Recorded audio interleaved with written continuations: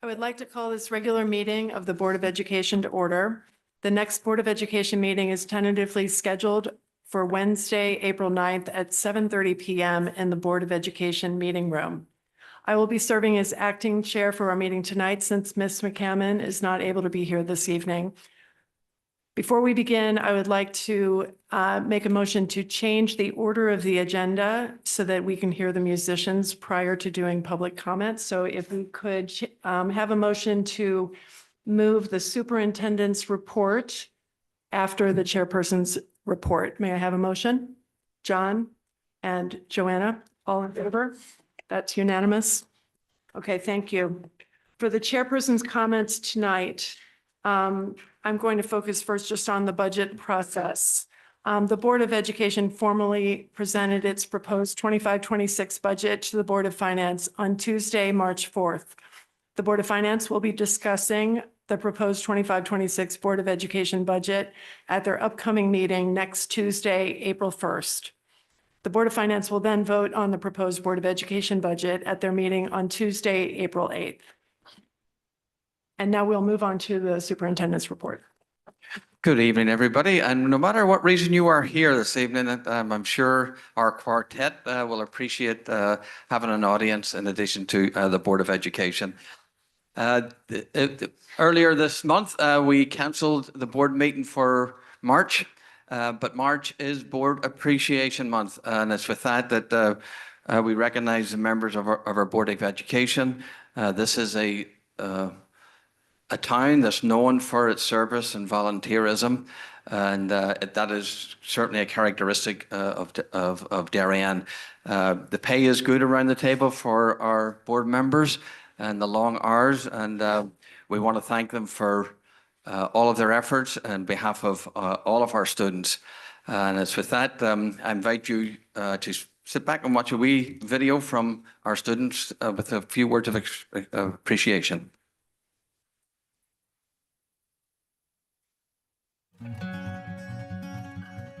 Thank you, Board of Education, for all the fun field trips.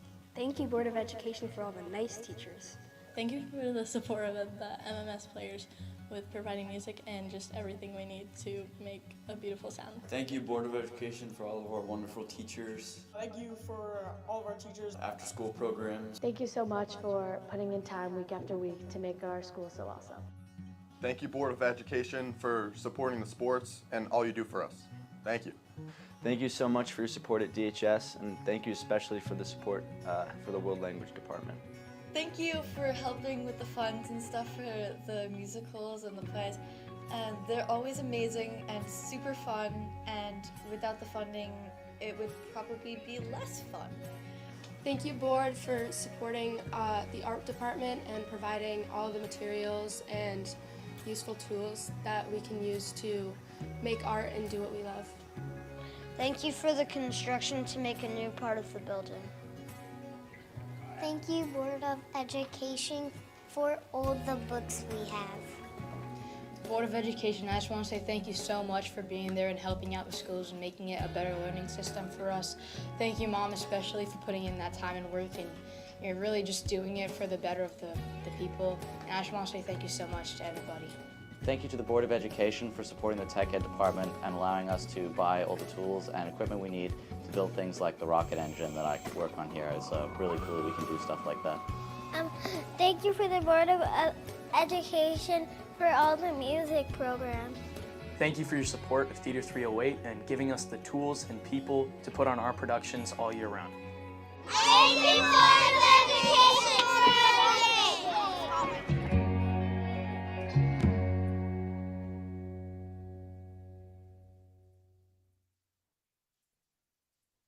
Our pre-K to 5 students have made personalized, some of them are personalized to the board members. So you do have a re-representation of cards of appreciation from, again, pre-K to 5. Thank you to our quartet. It does have a wee bit of an Irish theme because it was closer to St. Patrick's Day when this was actually meant to happen. But they are going to play their rendition. I hope you enjoy it. Thank you to Titi, Sophie, and Ronan, and certainly their teacher, Mr. Cruz here, who's a strings teacher over at the middle school, and also for Colleen Thompson behind you.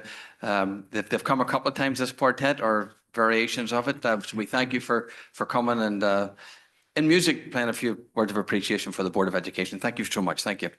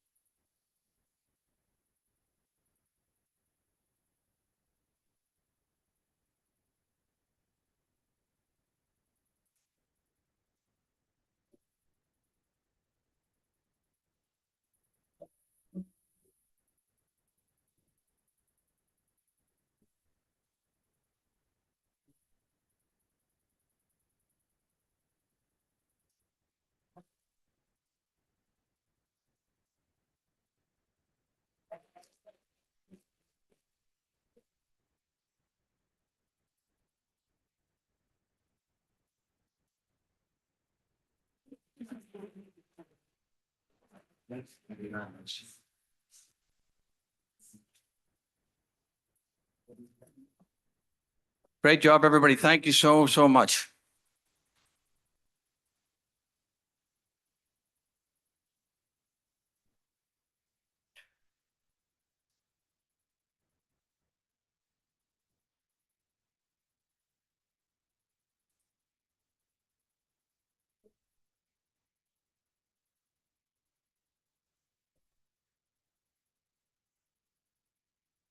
Well, it's not every day you open up the Board of Education meeting with that. We have a lot of celebrations to do. So congratulations to the cast and crew of Les Mis. I'm sure you have enjoyed that. To our diving class L champion, Jake Simon. The Fair West Championship winning girls squash team, and our state boys and girls hockey teams. Congratulations to them.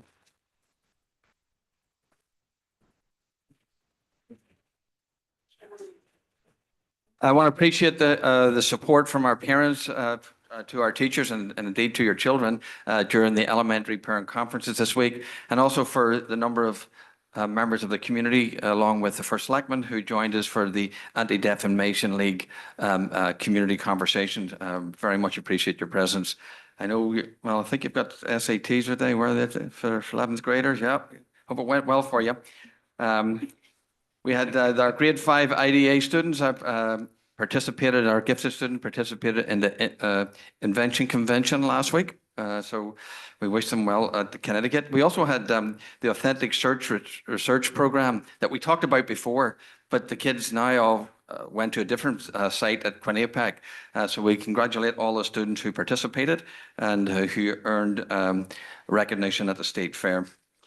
The elementary schools have Hats for Hope on Thursday, raising fund for the Tammy Fund, which is the battling cancer at Yale New Haven. Congratulations to our jazz students who performed Sweet Night of Jazz. This was for grades 5 through 12, who partnered with musicians and members of the community. So it was a fun event as well. I hope you get a wee opportunity to visit the West Point Concert Band. That will be at Darien High School on Thursday, April 3rd. It's free, as long as you can get one of the free tickets. So I'd encourage you to participate. Our kids will be playing alongside them. If you've heard the West Point Band, you know you're in for a little bit of a treat. The Darien Public Schools Town-wide Art Show is kicking off April 1st, and that will be displayed at the Town Hall and the library. So during the month of April, if you get a wee chance to stop by one of those particular venues. Chris Heron will be at the high school tomorrow evening at 7 p.m. Many of you probably sitting here will be there, so I encourage you to come. Chris has spoken to millions of students across the nation with the goal of honest discussions about addiction and making positive difference in your life. Thank you to our partnerships, which is the Community Fund, Thriving Youth, Wave Strong, Blue Wave Boosters, Darien Depot, the Darien Library, YMCA, and the YWCA. Thank you for co-sponsoring the event. The 24-25 school calendar has been slightly revised just to reflect the high school PLC day for the prom is moved to May 2nd. The May date was moved to May 2nd. That's just a late arrival.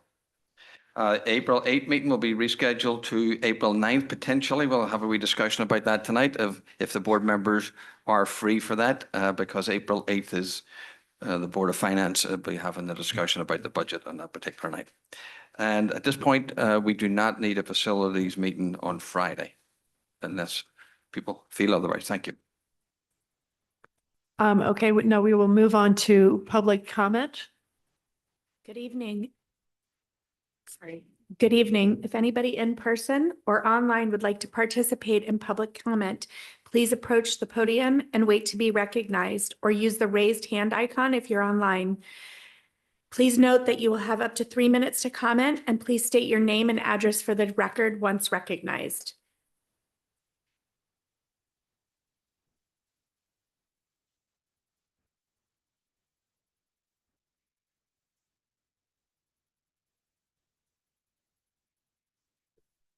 Hi, I'm Kate Havoc, 16 Hamilton Lane.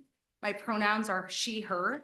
I'm a staunch ally of the LGBTQI+ community, and I'm cisgender. None of this should make you uncomfortable. It doesn't make me uncomfortable because it's who I am. I'm here today to stand up for all of the students and all of the children in this community because I'm really embarrassed.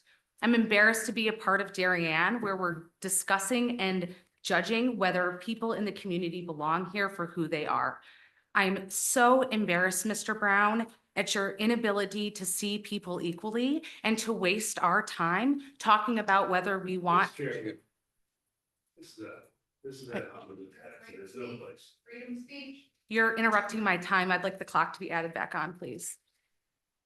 I'm sorry, we have to continue with public comment. We can address that later. Later.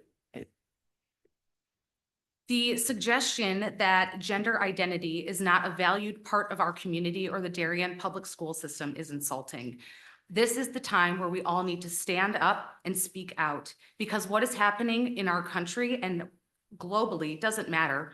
Well, it does matter, but it matters when it starts to affect our community as people and a population. I am so disappointed that we are here talking about this when every single valued member of this school system is important and should be considered equal. Thank you.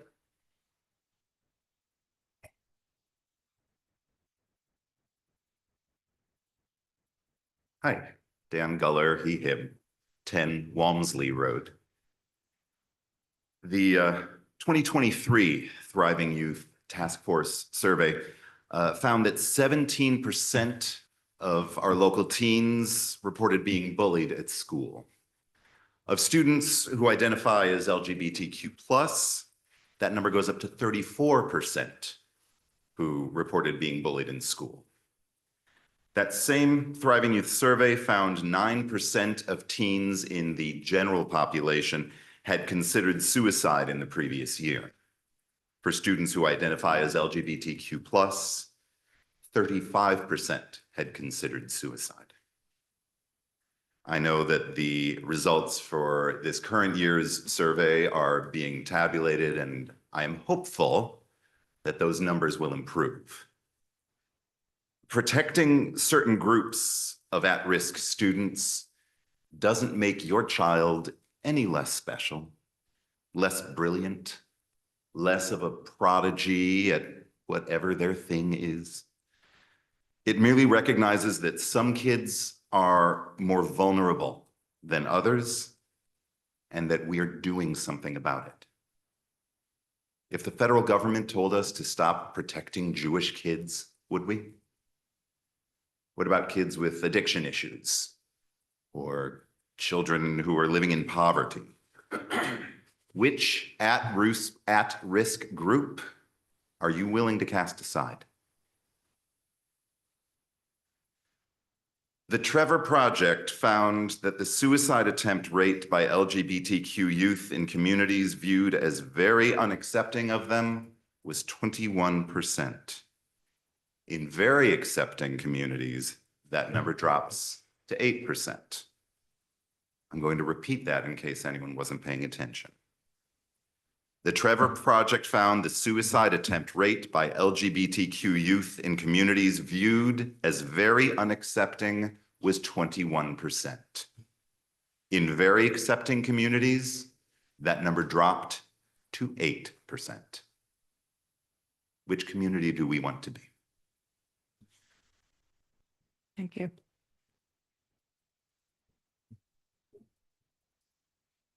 My name is Rebecca Relier. I live at 6 Ridgeview Avenue. I went to a middle school and a high school where sexual harassment was common. A girl might be standing in front of her locker and reach up to spin the dial on her combination lock. A group of boys would walk by and one of their sweaty hands might reach through to grope her. This and other things like it happened to me more times than I can count, until in 10th grade, I left my local high school and I went to a new school where this behavior was not tolerated, traveling 2 hours every day to be there. The year I left my local school was 1993. That's 1 year after Title IX was reinterpreted to encompass sexual assault. But I hadn't heard about this, and I didn't know that I had a right to a learning environment free of harassment. I didn't know. I'm asking the board to adopt the Connecticut Title IX protected classes so that all students in Darien schools, including those whose gender identity and expression is different from their peers, will know. Thank you.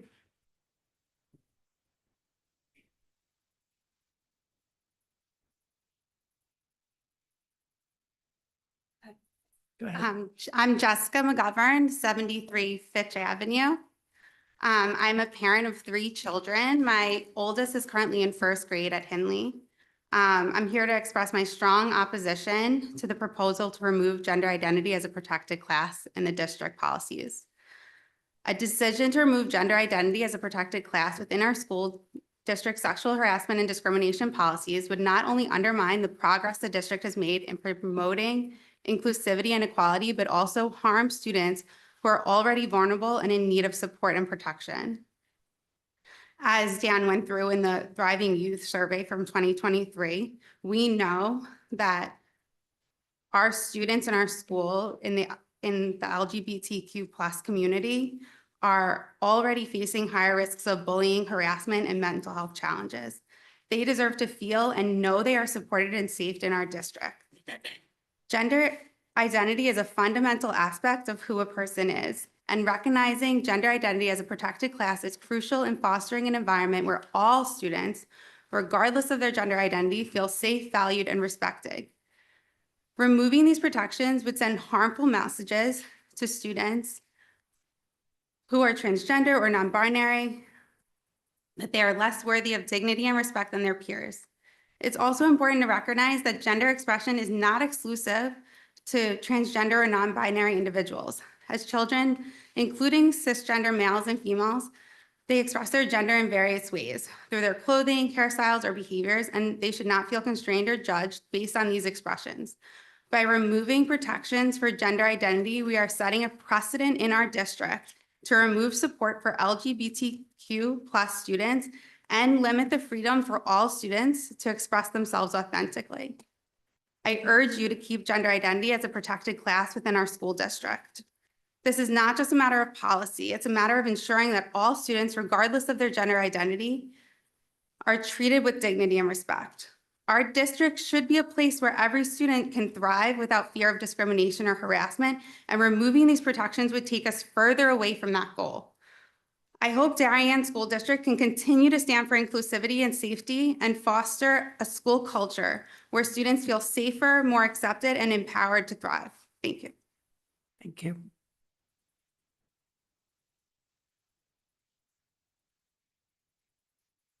Hi, Dr. Adley, Board of Ed. My name is Laura Bremer. I live at 25 Hillcrest Avenue in Darien, and I am here tonight to request that graduation be moved to the last day of school, Monday, June 16th, to ensure that many of our senior student spring athletes, many of them who are here tonight, have the opportunity to attend and enjoy graduation.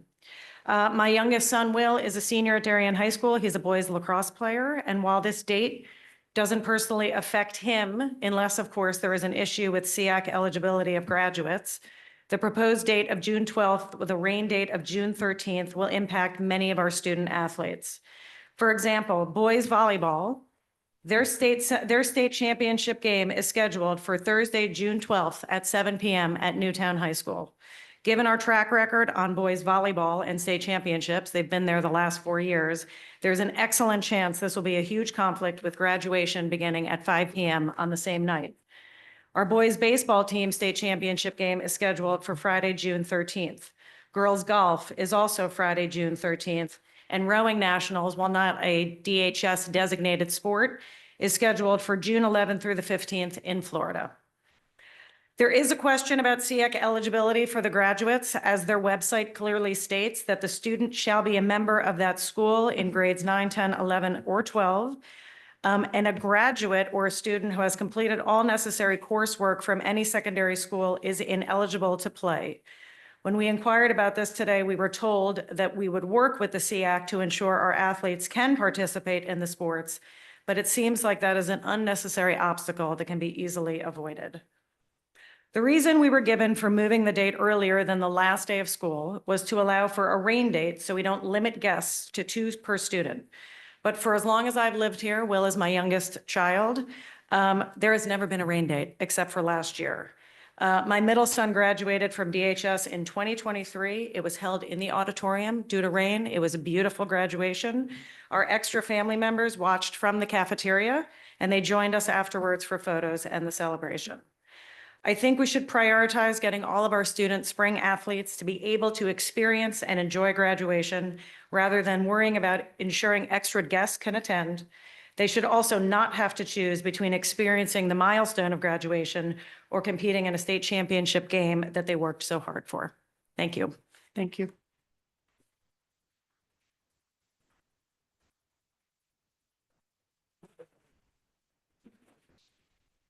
Hello, my name is Annabelle Adams. I live at 11 Point Woods Road.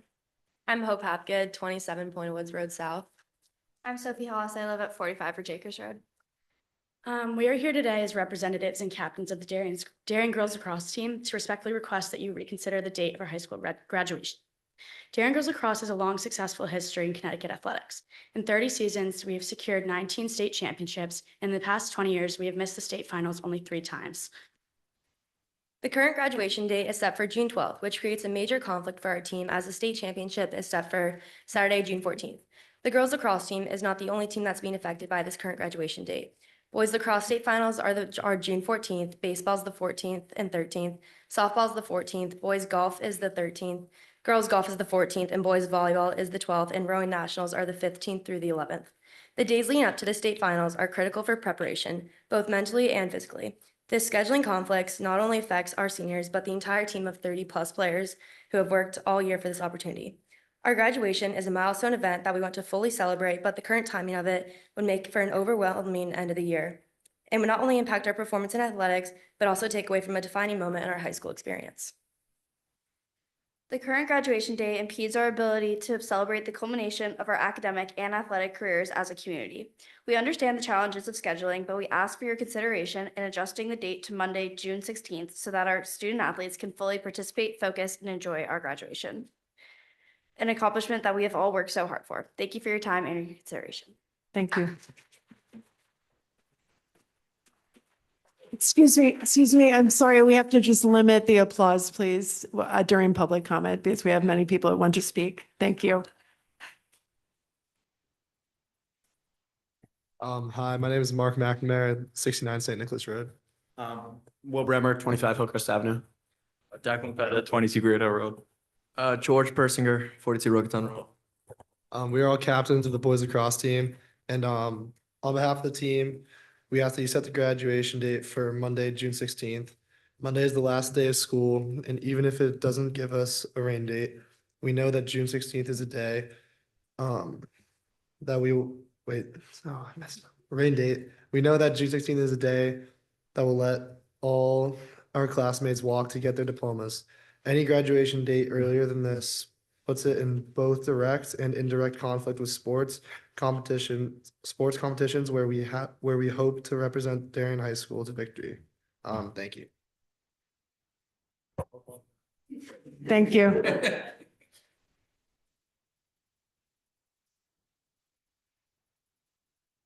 Hello, my name is Kara Smith. I live on 9 Bates Farm Lane. I'm a senior at Darien High School, and I'm also a captain at Greenwich Crew. I'm speaking on behalf of many students, specifically student athletes, who are passionate about their education and athletics.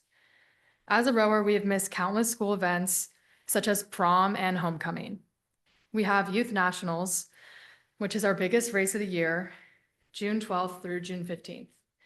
If it were scheduled graduation for June 13th, we would completely miss the ceremony, and we would not be able to attend with the rest of our graduating class. As you have heard, many other teams in sports would conflict graduation as well with their with all their state championships. And we really hope that you would consider changing graduation to June 16th so the rowers at Darien High School can participate in a school event and be fully present with our class. Thank you for your time, and we really hope you consider changing it to Monday, Thank you. June 16th.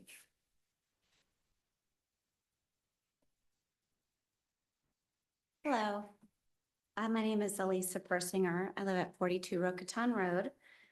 First of all, thank you to the board for all of your hard work and time in supporting our students. We appreciate your efforts.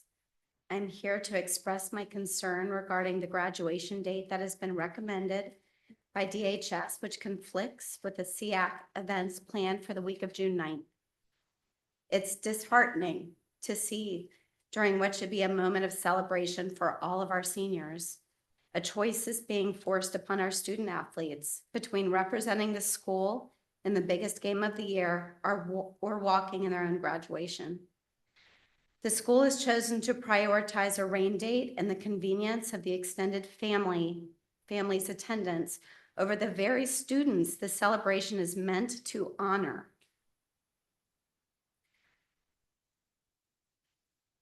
These athletes have worked tirelessly, represented Darien High School with pride, and earned the right to participate in both of these major milestones. Why should they be forced to choose? It feels as though we are missing a critical opportunity to support the mental health and well-being of our students. Graduation should be a time to reflect on all of their accomplishments, academic, athletic, and personal, Forcing them to miss one in order to experience the other sends the wrong message. I urge you to reconsider this decision and find a solution that allows these students to be fully celebrated for everything that they have achieved. They deserve that much from the community and the school they've given so much to. Thank you for your time. Thank you.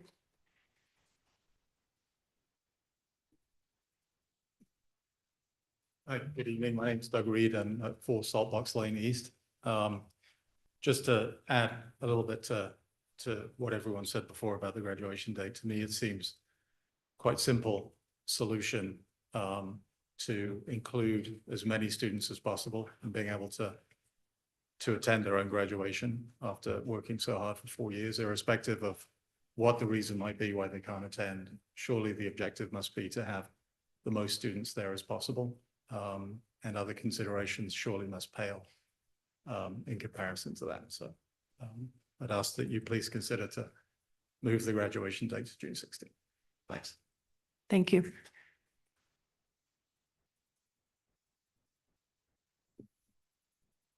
Is there anybody else in person who would like to participate? I will move to Zoom. Christy Guest, you have been recognized and unmuted. Please note that you'll have up to 3 minutes to speak and state your name and address for the record. Hi. Sorry, let me get my video.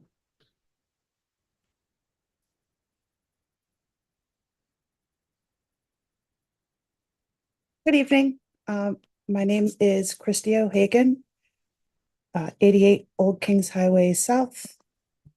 She, her. I'm here to compel the board to continue including gender identity and gender expression as protected classes in our schools' policies on harassment and discrimination. I don't understand why this is even up for debate. Connecticut law already requires these protections. Attempting to remove them is wildly immoral. The district already has to comply with state law, and more importantly, you, as the board, have an ethical obligation to protect all students and staff in this district. As it's been noted here tonight before, but cannot be said enough, LGBT plus kids face disproportionate levels of bullying, harassment, and mental health crises. Removing these protections would directly endanger them. This is not about politics. It's about the safety, dignity, and humanity of all individuals. And this adoption should not be tabled or kicked back. It's embarrassing and appalling that there are members of this Board of Education that think it's okay to not protect community members who are bullied or assaulted due to their sexual identity or gender expression. Failing to defend all our friends and families sends a dangerous message that some lives are worth more than others. I urge you to do what's right and reaffirm this district's commitment to maintaining an educational environment that is physically, emotionally, and intellectually safe for everyone. We cannot turn our backs on individuals who need support the most. Thank you. Thank you.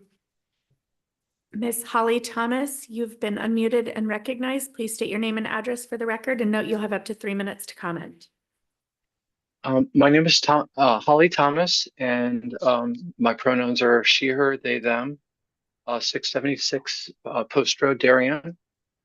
I am a proud trans woman and Darien resident. I presently serve on the Greater Bridgeport Pride Planning Committee. I'm a member of the Peer Pride Trans Haven Legislative Action Group in New Haven. I also work with several other Pride organizations such as the Triangle Community Center and Our Trans Lives as a volunteer and advocate. And I feel strongly that the trans voice needed to be heard here. As an elder trans woman who transitioned later in life, I can personally attest to the damage that bullying and discrimination has done to my sense of personal identity, my mental health, my education, and other areas of my life, including family life and every relationship that I've ever been in. I attended school from K to graduation in Stratford, Connecticut in the 1970s and early 80s, where I was labeled as a sissy and a pussy, both by students and teachers, just because I was slight in build and presented an androgynous and feminine appearance. At the time I was going through my public education, there were no protections or even discussions of protections for LGBTQ, transgender, not gender nonconforming, or any other flavor of queer youth. I was bullied, and this is the truth, almost to death twice in middle and high school. And in both instances, the blame was placed on me, even by my own family, for not sticking up for myself and not fighting back. If there was any question about the validity of trans identity, I knew I was female from the time I came into awareness as a human being. I expressed my gender by dressing in my older sister's clothes, and I was corrected gently at first and then with increasing severity. During those times, I had nowhere to turn. There was no support or visibility, and I felt like a unique freak. I couldn't tell friends, teachers, clergy, family, anyone about the constant pain and struggle I went through. I made several half-hearted attempts at suicide. When I read the DSM-2, I read that I was a sexual deviant, and I experienced a deep shame that developed into self-loathing.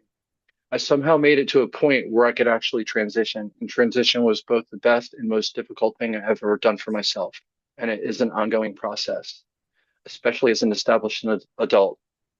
And to see trans kids being used as a political football on top of all the difficulties that just come with being trans just turns my stomach. This is not a choice that we make. The only choice that we make is whether we live our lives authentically or to mask who we really are. Gender identity needs to be included in the protections afforded to our children, to I'm your sorry, children. you're out of time. Sorry. Thank you for your comments. iPhone 164, you've been unmuted and recognized. Please state your name and address for the record and note you'll have up to 3 minutes to comment. Well, hi, my name is Gus Black. I live at 2 Dogwood Lane in Darien. My son went through the Darien high schools, middle school and high school. And for many years, it was quite touch and go in part of his struggles with his identity. I don't think he would be here today had it not been for the support that he got from some of the teachers and counselors in the Darien school system.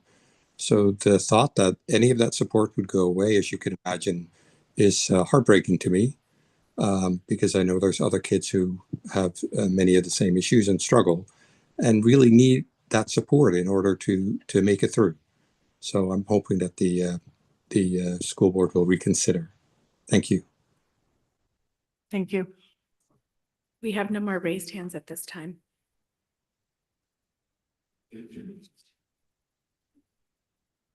Okay, now we'll move on to the approval of minutes. Student representative reports, I'm sorry. Brenna and Ryan. Good evening. Good evening.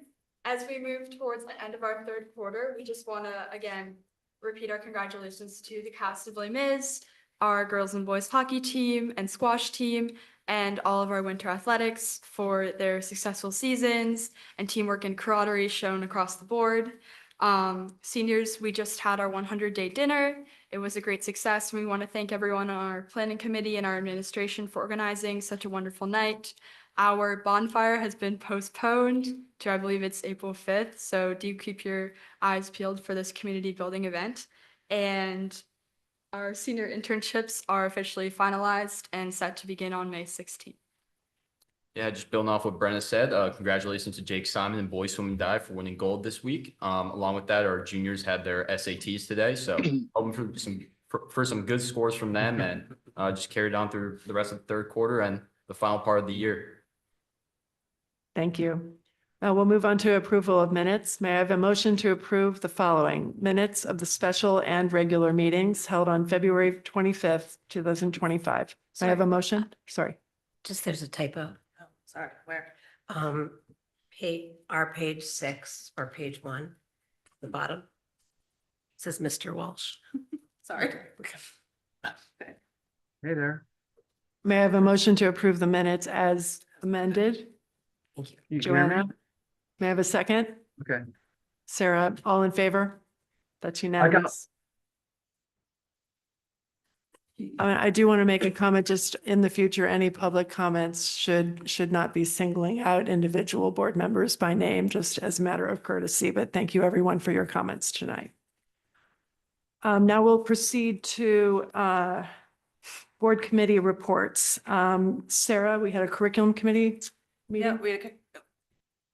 we had a curriculum committee meeting. Again, we were talking about the K-3 literacy. We'll continue to keep talking about that next month. Our next meeting is, I want to say April, I should have been from April 2nd. Thank you. We're getting the home stretch with that.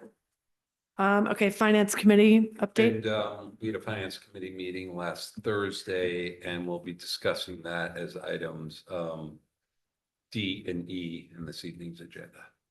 And policy committee update. So the policy subcommittee met and we have some proposed rules from Shipman and we'll discuss later on the agenda. They're up for first read. Thank you. We'll move on now to item 8, the mental health and wellness update with Dr. Dad.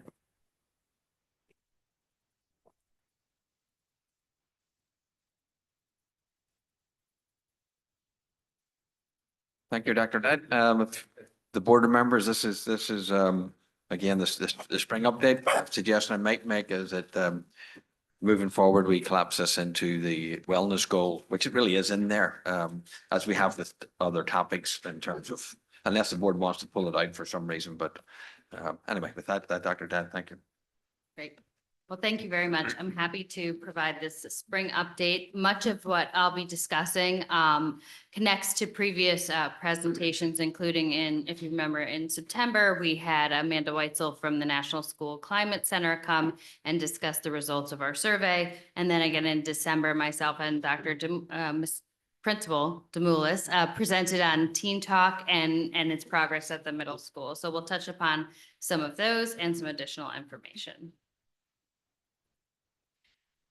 So when we think about mental health, I think it is really important to remember how integral it is to every part of our being, including our learning. It really encompasses our emotional, psychological, and social well-being. How we think, how we feel, how we act, how we cope with challenges.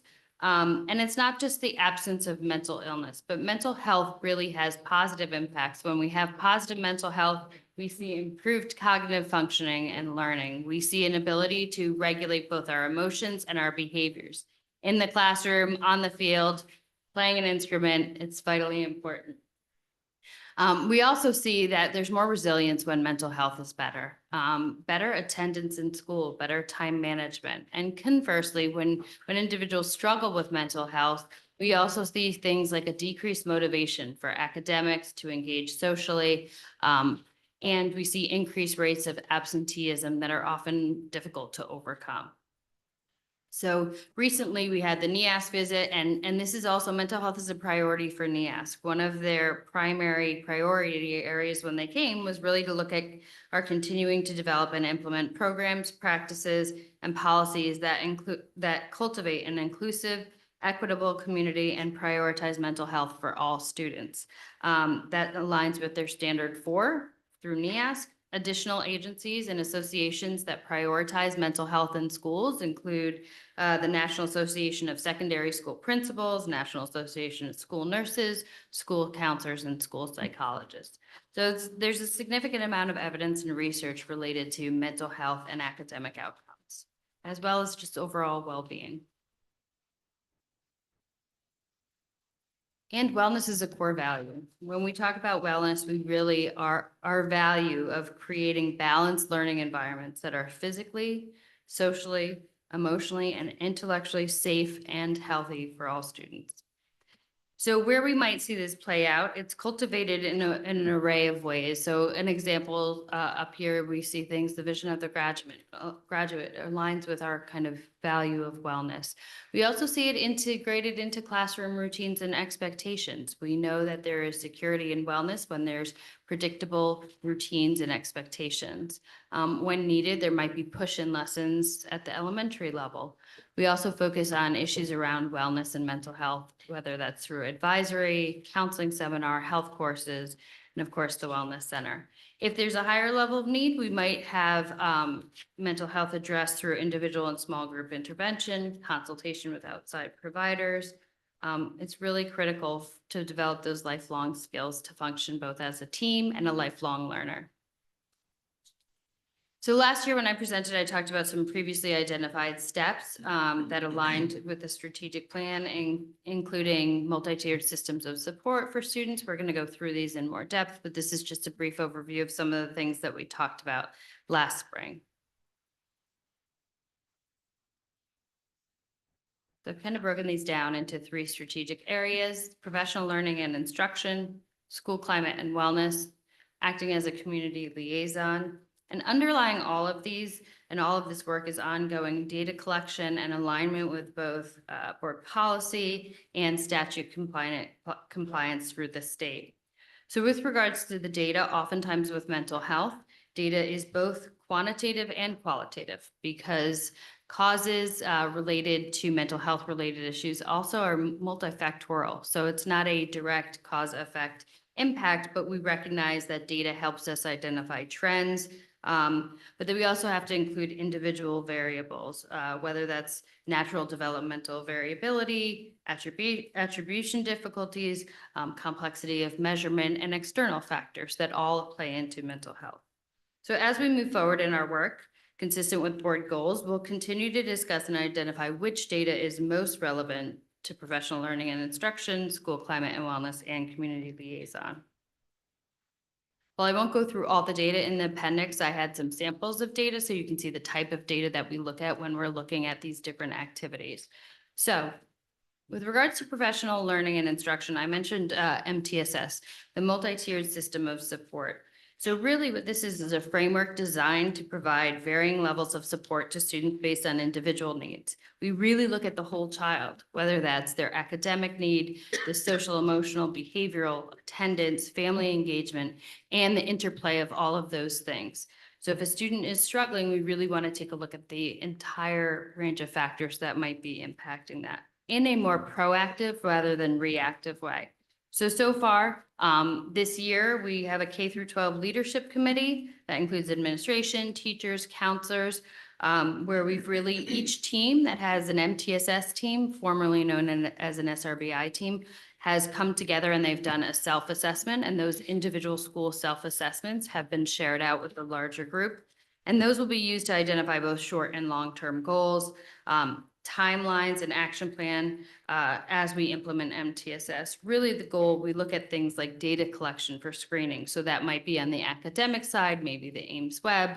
For the social emotional, it might include information from the DESA, which there was an example of that at a global level in the packet. But it also might include things like attendance data, referral data. If we have a kid who is going to the nurse often, that might be data that's relevant when we're assessing if there's any anxiety related to a specific area of performance. Say you have a student who is struggling with math fluency. It might be, is it actually a difficulty in automaticity of math facts? Or is it maybe that there's a perfectionistic tendency and we have to help them kind of reframe that need for perfection? Or maybe what recently happened this week as we were talking about it, they found out they were recently moving, and so they were distracted. So really looking at the whole child and understanding all of the variability that might impact their progress in learning. For professional learning, there's a picture of this building. This is an example of one of the professional learning sessions that we had. To date, every teacher has been exposed to some kind of training varying from an hour to a half day with regards to restorative practices as per the mandate that came out in July 1 of this year. The professional learning topics came about in the fall of 2023. I surveyed teachers just asking what their areas of interest related to mental health would be.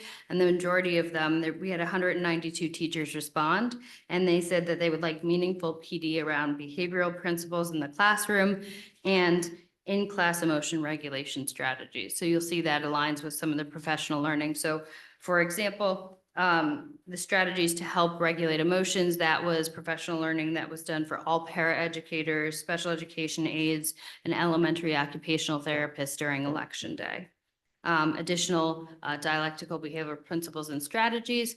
Through our summer mental health grant, I was able to offer those strategies to a group of teachers. And then we also we're responsive to the professional learning needs based on trends that we see. And our most recent professional learning, Dr. McCarthy and I presented on school refusal, both the conceptualization and effective interventions and current best practices.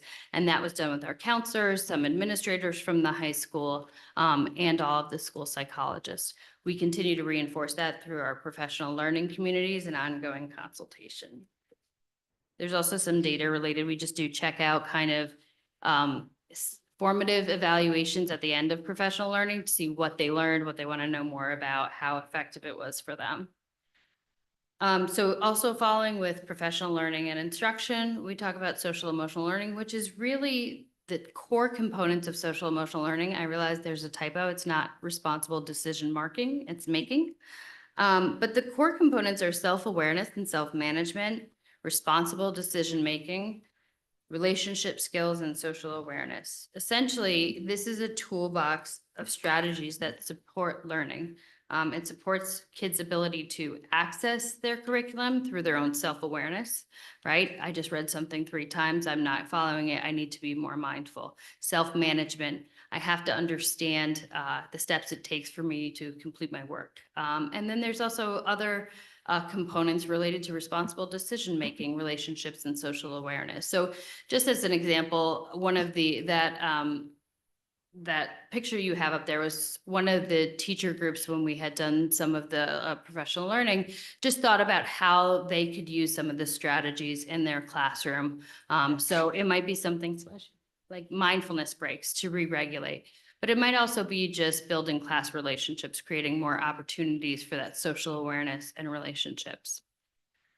I know we've talked about this before, but we have the school doctoral internship, which is a really unique and exciting opportunity insofar as highly qualified candidates from across the country, many who are already working in some capacity. We had interviewed one that had been working for 8 years as an MTSS coach, but really it's comparable to the medical match process where they submit their top 3 choices and then we submit our top 3 choices. It's a unique opportunity to provide additional support, not only to our mental health staff, but they also bring with them a level of expertise around things like data as they're completing doctoral dissertations.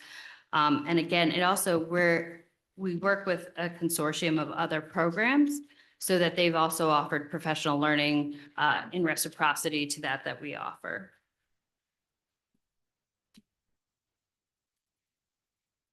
So I know we talked a bit about school climate survey. The state had put out in February, they actually released their version of a model climate policy. So for next year, we'll actually implement what exactly that looks like. Those are the 5 domains. And while we don't have it yet, as we administer the school climate survey over years, you can see the example at the bottom where it shows model of year-over-year data. So you can see trends in the data in different domains.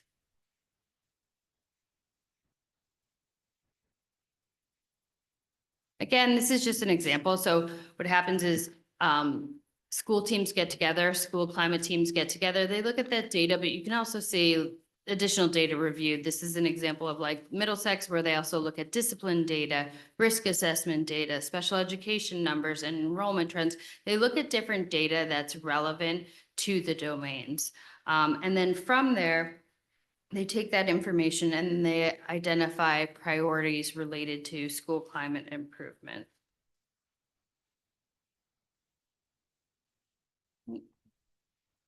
So there's a lot that we've discussed already on this slide, but I want to focus on a couple of things. As you know, the Technology Advisory Council has met throughout the course of the beginning of this year to look at things like technology use policy and procedures. I've been a part of that. I've also been part of the subcommittee now that we've broken up into education, where we focus on looking at things like digital posters around education, around the impact of technology on students' emotional well-being, things like Away for the Day, and really in that planning stage of continuing to educate. I have to say, there was an amazing group of staff and teachers and administrators and students who really had significant input and wisdom in terms of what would be helpful as we move forward with technology. I'm excited. So sources of strength we've talked about, even I think it predates my arrival here, but sources of strength is a peer-to-peer based strength-focused group where we basically try and empower youth to be in a more resilient, strength-focused approach to suicide prevention. That doesn't mean that they're counselors. It just means that we know that youth seek out each other when they're struggling, and it's helping look at that support through a strength-focused lens. Actually, there was just a research study that came out yesterday that was forwarded to Principal Dunn, that the study showed that schools that use sources of strength showed a 29% decrease in suicide attempts. And it's really regarded as one of the really most effective proactive programs that you can do. The Wellness Center, we've definitely talked about. They continue to have offerings through Wellness Week and on an ongoing basis. Teen Talk, there's also data attached there. For teacher wellness, through the summer mental health grant, we realized that that it is also a challenging time to be a teacher as needs continue to grow. So through our summer mental health grant, we're able to offer a teacher wellness program. And that's primarily based on skills and strategies for themselves. Also, just in general, often staff will reach out to me if they have any questions or concerns or any mental health issues, whether it's how do I support my own child? Are there any resources? I work with Marge if EAP is an option. But oftentimes there's just general support for teachers. We've talked a good amount about athletes and team sports when there's additional support needed. I know at the beginning of the year, the hockey team had another connected loss, and so we really pulled in extra supports for them. And then finally, the Serenity Garden, which I don't mean to steal Mrs. Dunn's thunder or the Darien Garden Club, but the administration is working with the Garden Club. They approached DHS about creating a reflective garden space where it would really give an opportunity for students to reflect. They're working with Building and Grounds, and they're in the process of kind of creating a fundraising effort, and the art community, the students in the art program are also going to be part of that. So I won't go through all these, but different community groups that meet, I attend those meetings and act as a community liaison, both to the staff and to the administration with regards with upcoming events. The Human Services Planning Council in the fall, I just presented an overview of what school climate is and general initiatives around mental health. Thriving Youth, as you know, we have that relationship and we just completed the survey, and that's been in existence since 2008. And we are so grateful for the relationship with the Community Fund and their funding of the Teen Talk Counselor through that grant. I will not steal their thunder. Thriving Youth is coming at the next meeting and will give in-depth report out on some of the data that they found. It was administered in February of this year. I think the response rates were higher than they had been in the past, we changed when we actually gave it at the high school, which there was some positive kind of impact around that. I remember, Brenna, you said, having a place and understanding the importance of it might be helpful. So we administered it in health classes this year. Overall, we're seeing a lot of positive trends through the school. There's an increased connection to trusted adults, which is such an important factor when we consider resilience. There's also increased awareness of available support. So I think that's important, even when we think about, even if students don't necessarily go in and ask the Wellness Center or the Teen Talk Counselor, they know that it's a priority and it's available to them if needed. We've seen a slight decrease in anxiety and depression as well. And overall, I think within the community, there seems to be, a persistent concern around underage drinking. And aligned with the technology, we see that students have mixed emotions about spending time on their phone. Sometimes they feel positive, sometimes they feel less well than when they got on their phones, and sometimes it's both. New this year, we I had applied and worked with a group in order to get a grant called Hope to Healing Grant. So this is a suicide prevention grant that really looks at aligning what is happening within the community with what's happening in the schools. So every 3 years, they'll award up to $10,000. Right now, we just did a self-study, but also some of the trainings that we've had in the past, whether that's QPR, the Columbia Suicide Severity Scale, Signs of Suicide, they will all help as we assess where our needs are and if there's any gaps.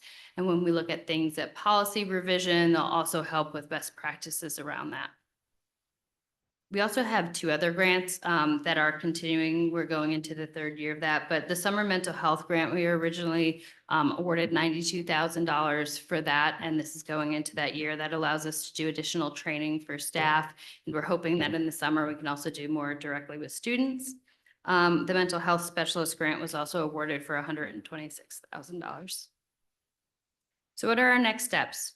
So as I mentioned, multi-tiered systems of support is a large undertaking. It's moving from that SRBI model to more of that comprehensive whole child model. So we'll continue to identify metrics and data that's important to that process.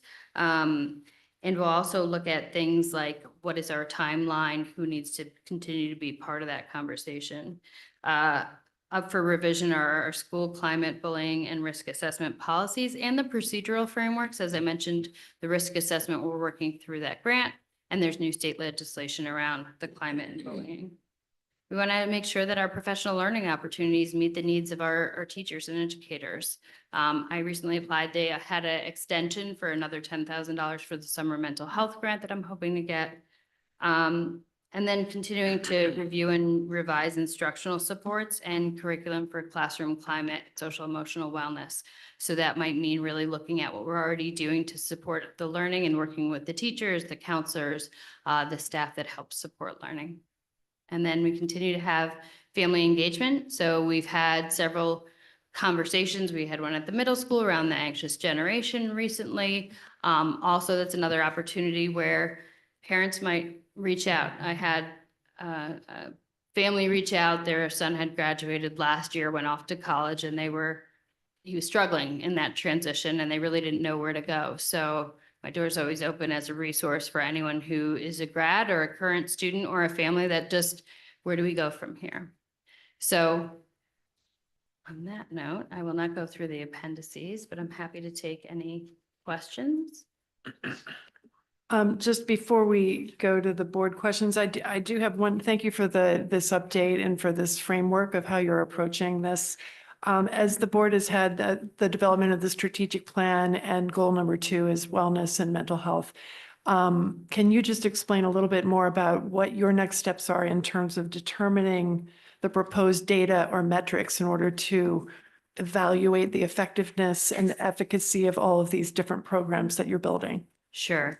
So I think part of it is that MTSS team is going to sit and look at like what are our benchmarks and what data might be most helpful. I think we can use things like the data, like the DESA, but there might also be measures that are also unique to a child, right? We might really want to look at data that is specific to school attendance or visits to the nurses, like I said. So I think the DESA as part of the larger MTSS framework. However, I think once we get together as a team, there might be other pieces of data that might come up. So I think the first step is identifying that data.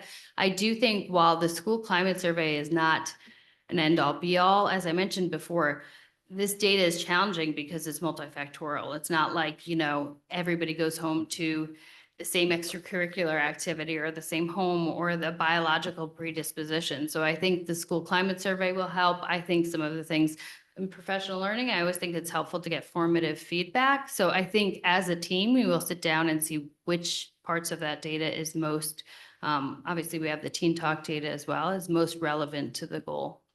So it's in conversation. Okay, and then an output, because we get the strategic updates on a quarterly basis and the data, ideally, we would be able to get those kind of metrics alongside of that once you've developed or decided which would be the most appropriate or in conjunction with your updates. I think so. It depends on the timing of when, Right. when the data is administered. So for example, Understood. yeah, Okay. so that it'll be aligned with that. Okay, thank you. Are there board questions? Katie? Thank you. Thank you for this presentation. There are quite a bit of things that we have going on in the district. It's nice to see them together on one side. Did want to ask your thoughts on how we might be looking at student impact and some of the more practical day-to-day operations. And I want to be very clear that I'm not dismissing the value of these programs, but when you aggregate them, there are a lot of professional development for our staff and for our adults. There's a lot of kind of academic acronyms and programs in here.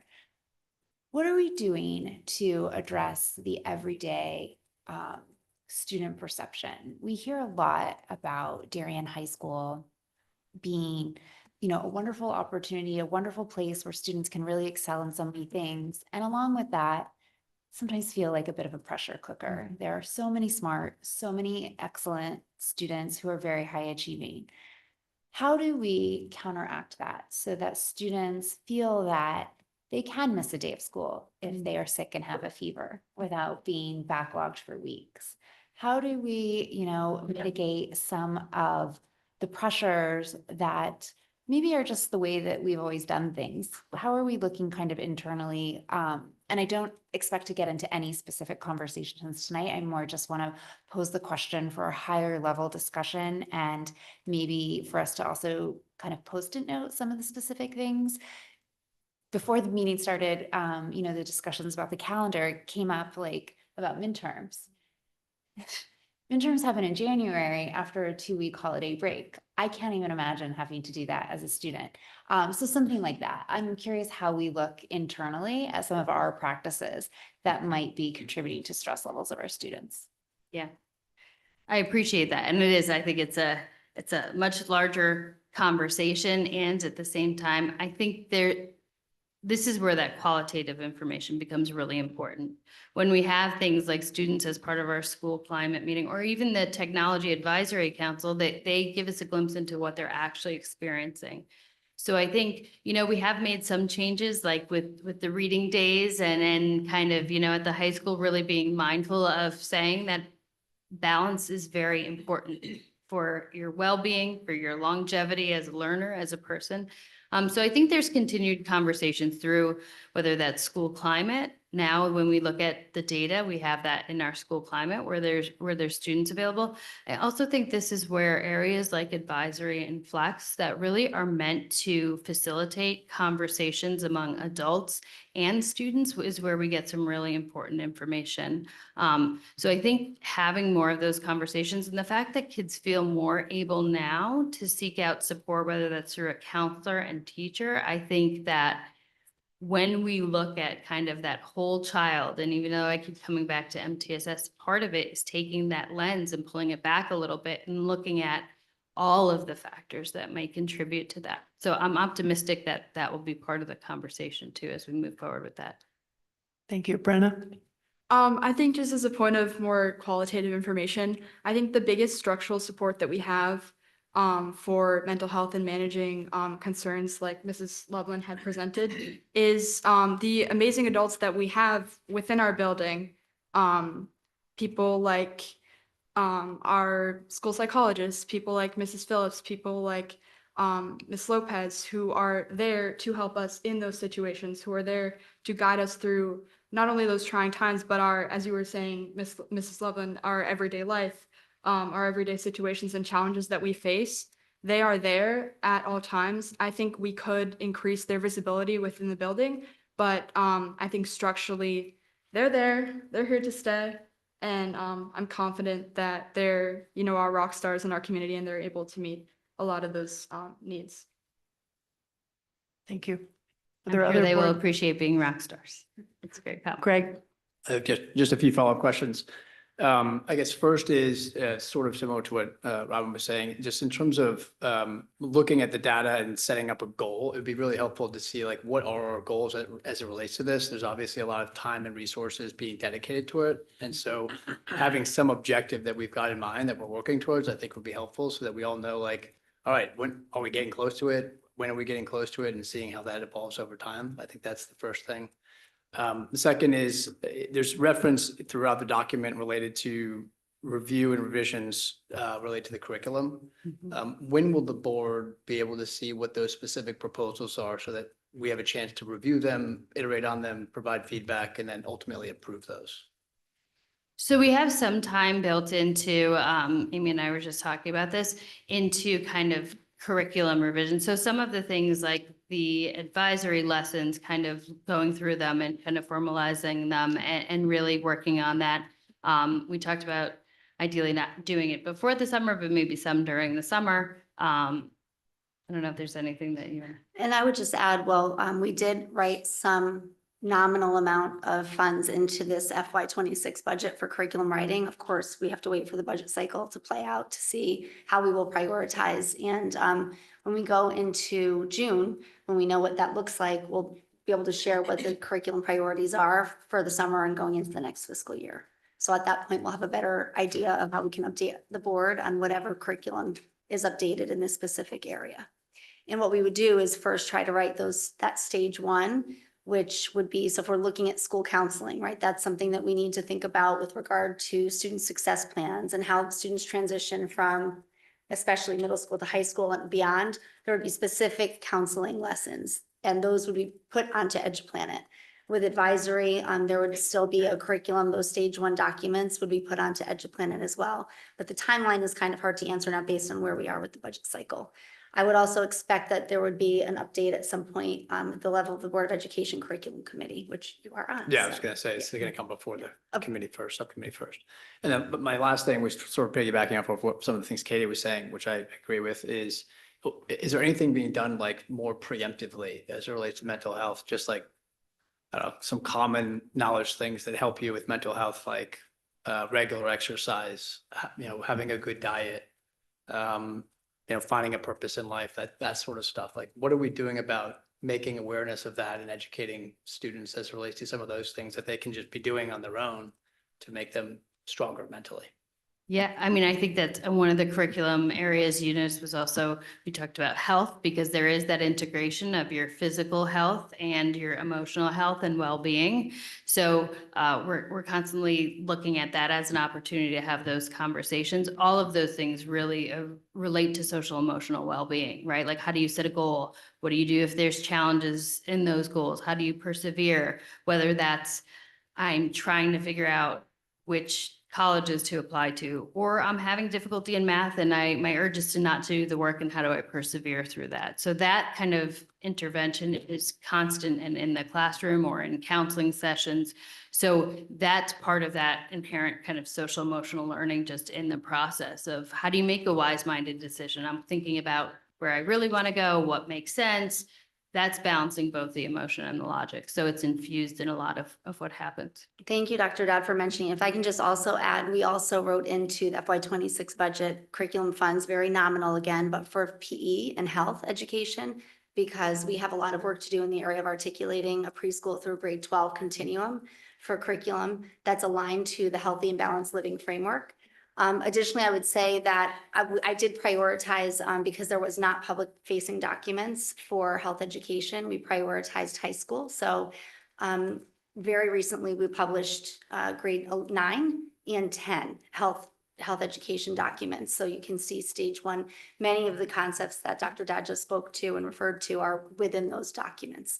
And 11, I believe, is in draft, and 12 should be in before the end of the school year. So at least we'll have the high school stage one for health education. And it's also important to note that the State Department of Education has prioritized health education, and our students are required to have 1 credit over the course of their grades 9 through 12 experience. And as a parent of 3 high schoolers right now in grades 9, 10, and 12, I only skipped grade 11 in a different district. Developmental needs change for children, pretty there's a wide range between an 8th grader coming in as a 9th grader and a 12th grader ready to catapult out into the world for college and career. So I'm very pleased that there is that kind of requirement at the State Department of Education, because then we can be responding to the developmental needs of children as they move through those 4 years at such an accelerated pace. So you can check out those documents now. And I would also anticipate at the Board of Ed Curriculum Committee that we'll not just wait for parents to go on EduPlanet and check that out, but also be providing an update in those specific areas. Thank you. You're welcome. Are there other board questions? John? How do we strengthen the PR effort around all this? I know there's skepticism around things like SEL, just the amount of dollars we've spent on the mental health initiative in recent years. But, you know, talking about some of the metrics that we're going to develop, I mean, we'll develop some feedback, if you will, in terms of the payback we're getting on this. But how do we do better in terms of educating the community, given that final bullet that you had up there? Yeah, I mean, I think that's where that other piece about community liaison is really important. Because our kids walk into the classroom with whatever they had. They don't drop it at the door. So I think that I'm happy with even that small grant because it aligns what we're doing in the school with what's already happening in the community.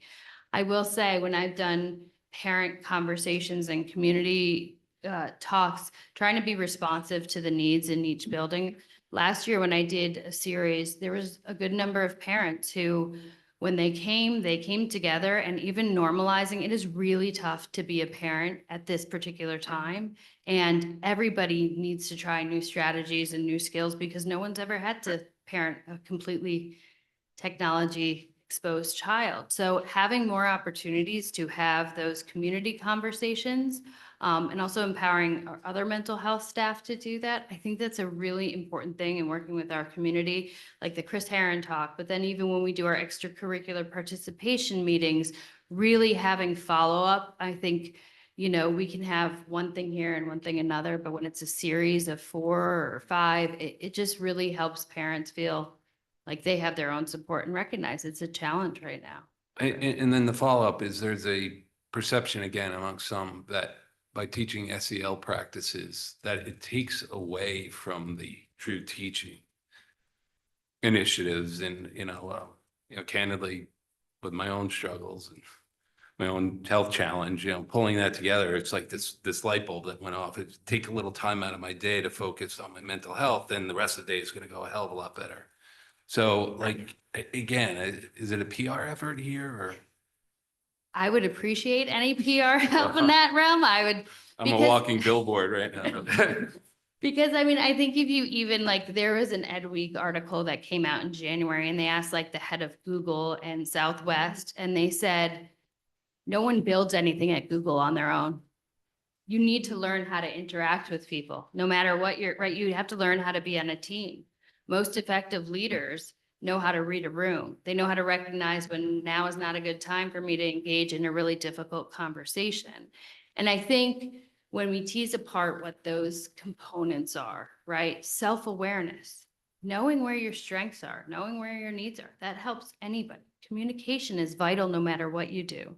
So that's why we say it's integrated into what we do, whether it's a kindergartner who's opening their snack and they feel frustrated and they can't do it. And the teacher comes over and they said, let's take a minute. Let's figure out what you need to do. I know you really want to eat. So I agree. I think kind of the PR about what is it actually? It used to be called character education, or on my report card, it might have said classroom behaviors, right? So I think getting away from the language that might feel stigmatizing and looking at what the competencies are would really be helpful. So we're destigmatizing. It's about your own awareness. I'm sorry, Dr. I just read an article and I can't remember if I sent it to you about leadership and how the premise was for leaders to take vacations, it's extraordinarily healthy. So since it's. You sent that one to me. For the record. But it's true, right? You come back refreshed. The article spoke about how you might approach problem solving more creatively in your place. But it's just, yeah, I think it's about the destigmatizing what it is really about and prioritizing wellness so that everybody can do their best. But we probably should be thinking more creatively about the PR piece.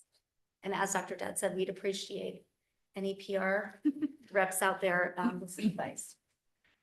I hope that our students who sit here sense it a wee bit. I hope that the parents who are sitting around have had some exposure to this, be able to experience some of Dr. Dad's expertise, actually. This board took a leadership stance on this matter way back a few years ago when we experienced some tragedy. Things just don't change overnight. But I want to say one of the things for PR is this lady standing right here. If you ask anybody around the Fairfield area in this particular arena who is most influential, professional expertise, Dr. Dad is the person. So it's not a one person thing because this is about everybody. We want all our kids to be loved and cared for, not just because they can get high grades. And it's just a work in progress, but I'm very, very proud of what this board has done and what this community is doing and how we're trying to support our kids, all our kids. And a lot of that work is attributable to Dr. Dad. If she had been coming here and had been a disaster, like that would not be a good PR. If you ask any staff member around the place, who's the go-to person for this or that around mental health, wellness, they will all talk about Dr. Dad. So thank you for the support of this for all our children. And it continues to be a work in progress, but I'm very confident that through balancing checks and I think as we start to look at things, we could be looking at screen time too, as an example, right? Alicia will lead us through some of those discussions as well as some of the social and emotional discussions. But anyway, what we say, what we do, what we don't do, or what we don't say is what all our kids are looking at around this particular. So I thank the board and the members of the community for your leadership and participation in this arena. Thank you. Thank you again Thank for you. your comments. Yes, thank you. So with no more questions, or is there a question? Mr. Brown, I'm sorry, Dave, I didn't see your hand. So Dr. Dad, I had a question, and this is not my own, it was brought to me by constituents. And the question was regarding DBT. I know we had a slide and they were talking about it.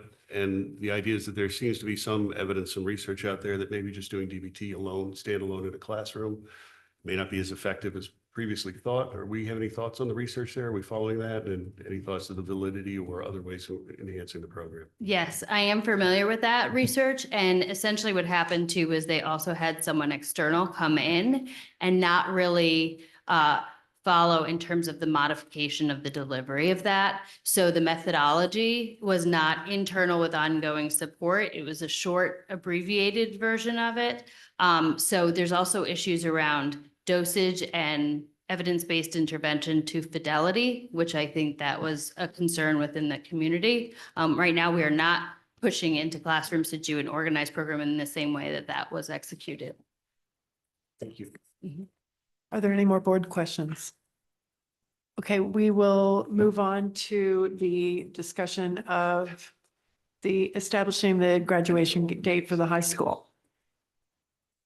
First, thank you to the members of the community who reached out today. Either I spoke to you or you wrote to me, and we had some communication about this particular topic. And the kids must have just come right up from practice to here, and just come out and got some late dinner. But thank them for participating. Like, let's just make something clear right away. No matter about the detail of this, we're not going to try and organize something where kids can't come to, right? We have the joint goal of bringing them together as many of our kids as possible. I will say a couple of things just as we look at this. The CIAC, this year is a particularly unusual year, right? Where there's a significant number of games that has impacted a lot of districts, actually. There's a variety of districts, Ridgefield, we have got Staples, Eastern Reading that are having graduations Thursday, Friday type thing. And so it's affecting the way they've scheduled it this year for whatever reason. Yes, you could actually be graduated. It's going to happen to school districts. Yes, you could be graduated and you're going to play tomorrow. It's not ideal, right? But they have set it up that way and structured it that way. I will also say we've had discussions with CIAC about any games that are Thursday, Friday, that if we happen to get into the finals, I'm sure we will, right? Or maybe we won't, I don't know. But let's not jinx it. That's right. So Thursday or Friday, they will move those games if that's the case, right? So they'll push them back, potentially, I guess, push them back. We did know about the rowing. The ones on Saturday and Sunday, I'd say respectfully, I'm not as much concerned about because it's Saturday or Sunday, and we should be able to participate in those sports on Saturday, Sunday, regardless if it's graduation's Thursday, Friday, or Monday. But that being said, we want as many kids as possible to get to graduation. Yes, it was set up, last year was the first time we did the makeup day, particularly because we heard a lot of feedback the year before. Why can't you do like other school systems and have a rain day? That was the main reason that the feedback was given at the time. So here you have a possibility of Monday, and if it's rainy, okay, we're inside, and inside can be nice, right? If there's been a lot of ceremonies have been beautiful. Yes, you won't get as many people, but the main thing is to get the kids in there, and a couple of parents in there, and that's okay. We can work out the rest. If you want to have the rain day, then the makeup day, that would be Thursday and Friday. So it sort of gets down to as simple as that. I did hear from people today, as well as people who want the Monday. I did hear from people who wanted the Thursday, Friday. But that being said, then I don't know if we do have it Monday, you'll still probably have people who can't make it. But that's, whenever we originally composed this memorandum, the main thing that was on the table was the rowing, right? A couple of other things have come to the table, right, for consideration. We can work out what the best solution is. But it's not just, there are things here that can be addressed. But that being said, we understand what the dilemma is. So it's Monday if we want to have no rain day. It's Thursday if we do. We have the high school principal and the athletic director on the line now. John. Seems like, I don't know, I don't remember this overlapping like this in the past. Is it just a calendar later this year, Chris, with CIAC stuff? Yeah, usually the CIC calendar is predicated on when Thanksgiving is, and Thanksgiving fell later this year, so put everything back a bit. Pushes everything. Okay. It's the same with the rowing. Rowing is usually the week prior. Yes, I mean, it's very odd. Yeah, I guess Easter's late. Okay. I asked Dr. Adley if he would declare a snow day later this week and get us to Monday, Tuesday, and solve the whole problem, but he hasn't cooperated yet. Somebody can turn the lights out, we'll be all right. Well, it could be wind, it could be anything you choose, anything you choose. You know, I just wanted you to understand, and our kids, of course, you know, Dr. Adley just said this, and of course, it's about our students. That is what it's always about. So, you know, we were worried about the precedent that we began to set of a 2-day option. And so that option would have forced us backwards to be consistent to Friday, Monday. Friday, Monday as rain dates is obviously not workable. It's not good for people traveling. It's not good for rentals. It's not good for even predicting the weather. So the reason that, you know, where there was a discussion about Thursday, Friday versus Monday is to provide that flexibility of the rain date. We will have a beautiful graduation on Thursday, on Friday, on Monday. And I understand that this is a difficult call. As Dr. Alley said, the community was clear in the message in 2023 that there was frustration that we didn't have an alternate plan. So that's what's on the table. And this is a particularly difficult calendar because if it were Monday, Tuesday, it would be very simple, but that's not what we have. We have Friday, Monday. So we really have to make a choice about which way to go.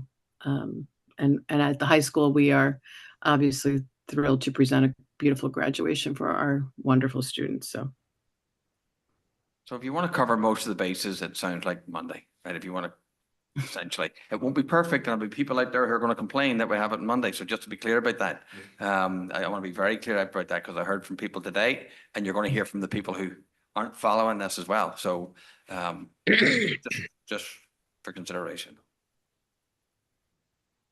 Are there other board comments?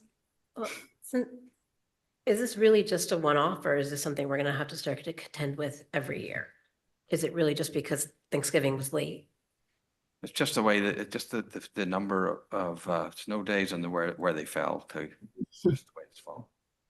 And the CIC will have to look at, because I'm concerned about that. That shouldn't be the case.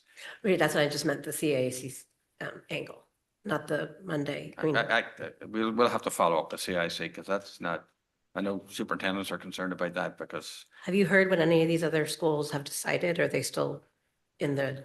I believe, Ellen, I think Yes, Ridgefield is ready. Ridgefield is Friday the 13th. Staples, I believe, is the 11th or 12th with rain dates.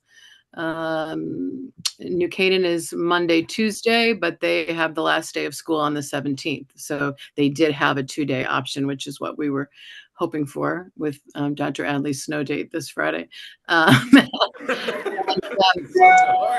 so, you know, the people have committed, many districts decide the graduation date at the very beginning of the school year.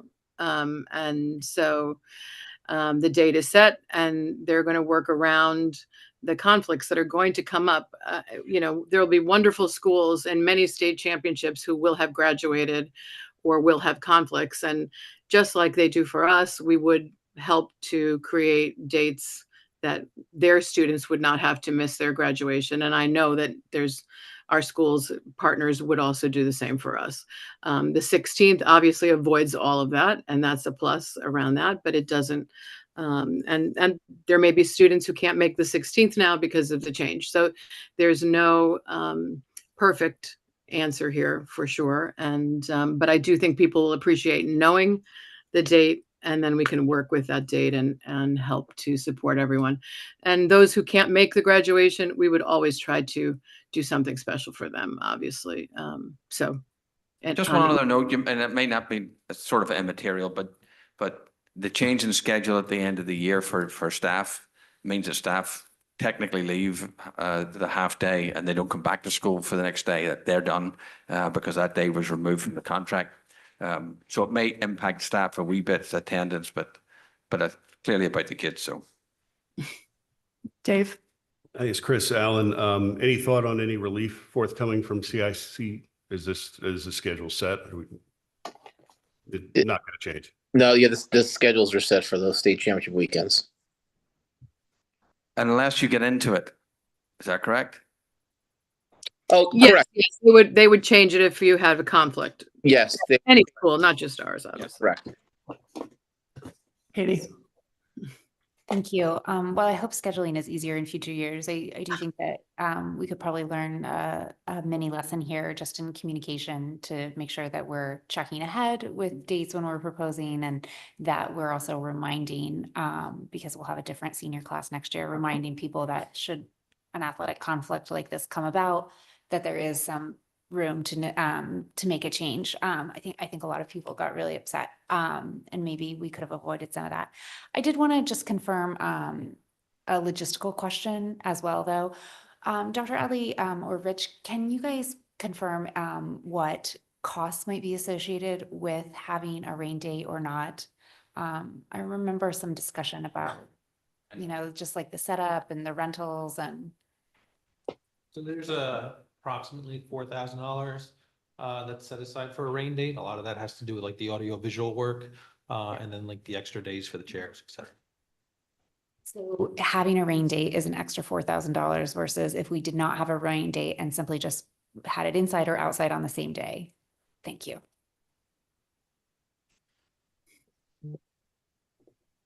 John? Was fortunate to have a Thursday, Friday for 2 of the 3 boys, I think, or I don't love the idea of a Monday, but it seems like it would meet the needs for most students by some of these conflicts. So I don't love a Monday graduation, but I'm sure everybody can wait to party until the next Friday. I also don't think we should be doing dates around parties. No, but- I'm joking. I worry. I don't know, I want to make sure that all students are able to attend their graduation or most. And if, we are still in session on Monday. So unfortunately, if you've had travel already scheduled, it's unfortunate, but I think we have to take everybody into consideration. So I guess I'm in favor of the Monday, even though it's not ideal. Are there other board members that have comments before we we are scheduled to take a vote on this tonight to set the date. I agree. I think Monday makes the most sense, just given, I mean, I couldn't even keep track of the number of conflicts on Thursday and Friday. I mean, it seemed like there were half a dozen or more. And then if we did do Monday, then the middle school graduation for 8th grade Would be Friday. would be Friday. Okay. There'd be a possibility we'd bring it a wee bit forward in terms of schedule for the afternoon. But that would be Friday. Okay. And so just in terms of parent communication, once we vote on this, the high school and middle school parents will know tomorrow, or what's the plan? Just Yeah, we'll communicate it. Yep. Okay. So there's a proposal on the table to change the date to the 13th or Monday. Do I have- 16th, Monday, the 16th. 16th, but not having a rain date. In which case, if it did rain, it would be held indoors. Do I have a motion for the Monday date? John? Monday, is there a June second? 16th. Monday, June 16th. John and Sarah, second. All in favor of Monday? That is unanimous. So the Monday graduation date. Thank you, everyone, for your time and for your public comments tonight. And we will now move on to discussion of revisions to a proposed master agenda, February through August 25. Dr. Edley. So the main change here is just to revisit April 8th date and the April 9th date. I'm not sure. We were considering moving the April 8th date to April 9th because of the Board of Finance meeting. I'm not sure of people's availability, to be honest with you. So, Madam Chair, I would Should just. we, actually, yeah, but there was some concern because I know 2 people at least that will not be able to attend on April 9th. So it might make sense right now to see if we would have a quorum. Is anyone else potentially absent and not able to make the meeting on Wednesday? So John, I'm out. Katie, and Sarah would not be able to attend. Yeah, so we would have to, you're gonna be. And I'm not sure about Dennis because he said he may be traveling as well. Maybe we should reschedule. So we'll just put, I'm not it's, sure. it's not a heavy I'm agenda. traveling, I don't know if I'm back. Oh, I okay. don't know yet. I may be back. It's, yeah, that seems like It's a not, lot. it's not a heavy agenda. But I think. But we- I don't know that we we're have a bet- quorum. We might not have a quorum because. No, that's what I mean. No, I mean, it's not a heavy agenda to miss. Right. Okay. So are we canceling or rescheduling? Well, we haven't really scheduled it technically. But we'll have to reschedule, we'll have to come back with a rescheduled date, or we just leave it to April 22nd. Oh, it add to, okay. This new once a month schedule is pretty nice. Don't get used to it. Amen to that. So, okay, if we did do that, progress report revisions, thriving youth survey. So we'll have to check with Thriving Youth. That's okay, though. Yeah, that might work actually for That's the okay, April that's okay, 22nd that's meeting. okay. That's okay. Would you be okay with that if we Yes. collapse that? Okay. All right, so we'll cancel the April 9th meeting and just have the April 22nd meeting with those items moved to April 22. Be efficient. Okay. Dr. Edley, you want to go through any of these in particular as we move through? Not really, Madam Chair. I So, think they're okay. self-explanatory. At some point, we will have a discussion of the parking lot topics of. Yeah, what the before board we get wants- to that, sorry. sorry. The May 13th, we had the special education discussion and I just want to confirm, is that presenting the data that we had asked for from July? Or can you just give us a little bit of a sense, Shirley, about what you would be covering? It was in response to an update on the self-study and what we're looking at and Okay. proposal for what we'll be moving toward for next year Oh, okay, and great. studying next year. Okay, so that was one of the parking lot topics that's at the very end. And if there are any other questions from the board, if you could just share those with the superintendent, we'll make sure that they're included. Okay, Joanna? I was just going to say, it would be very nice to have the information that we asked for in November, like referral data in particular. Right. That's included in it. Okay, that was my question as well. Okay, great. Are we gonna get like that data, like the normal, whatever, 48 hours before, or we get it further in advance so we can actually look at it and spend time with it? We get it Friday. Friday. Friday? Okay. With the board packet, It'll be the regular. right, Okay. right. I was thinking like if it's already available, if it's like dense information, data, we can get that, some of that sooner, I don't know. I personally couldn't commit to that right now. It just, I would have to talk to Shirley and see. Just if it's available, like if you're done with it a week earlier and we get it a week Oh, earlier, that's if better, we're done with it, I would obviously, certainly but share it, otherwise- yes. Yeah. Thank you, Dr. Adley. We'll look at it and the availability of it. If it's ready before that, we can certainly ask the superintendent to forward that. Terrific, thank you. Thank you. Would any of that come before the curriculum committee or no? There's no need for that, right? No. No. Okay. Just looking at the parking lot topics. The transportation says in late April or May, should we put that in here? Just so people can start working on what they need to do?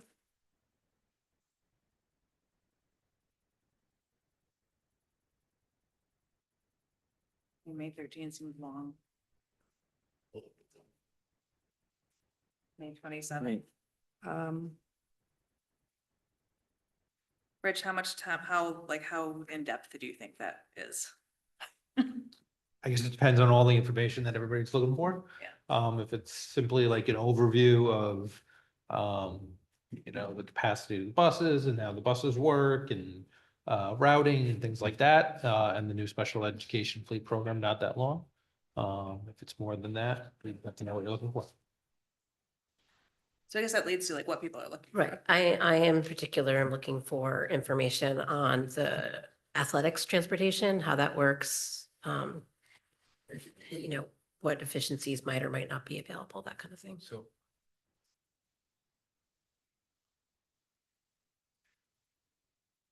Would the board leadership team want to take this and try and infuse it or?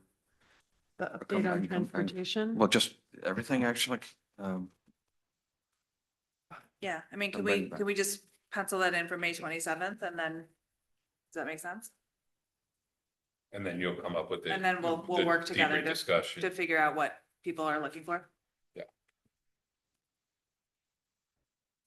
So that's, okay, so we did the self-study for, the ELP will be fall of 25, update on transportation, May 27. I'm just looking at the parking lot topics.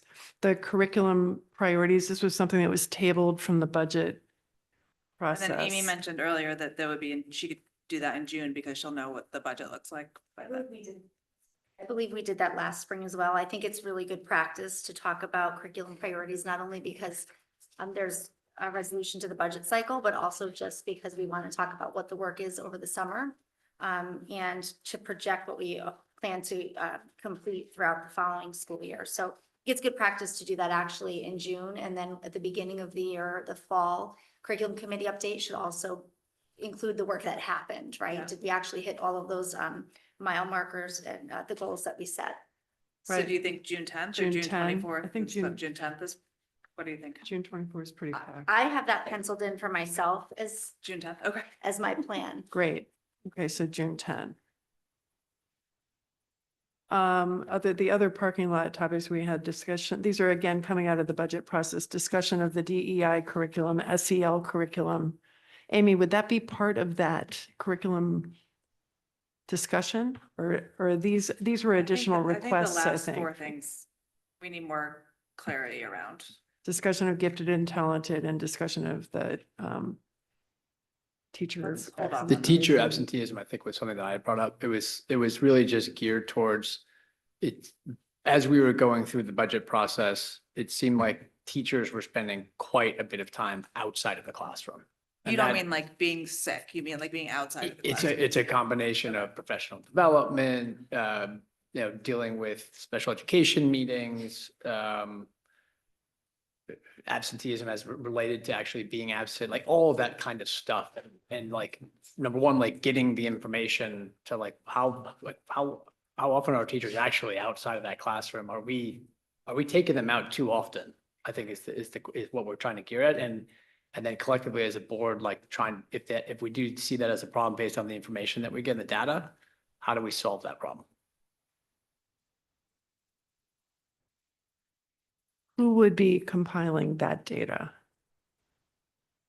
We're going to need to figure out a different way to compile that data because I think, as I mentioned, in order to save the district money, we put absences to get coverage for those teachers. We lump them all together, but we will work on a way to get you that individualized. So it'll be a group effort. Okay, okay, and then maybe you can just give us an idea about the timing of when something like that could be possible so we can get it into the agenda prior to the budget process. I think that would be Absolutely. helpful. And like, I would imagine that it's probably a different answer for like subject area teachers in high school versus a general Right.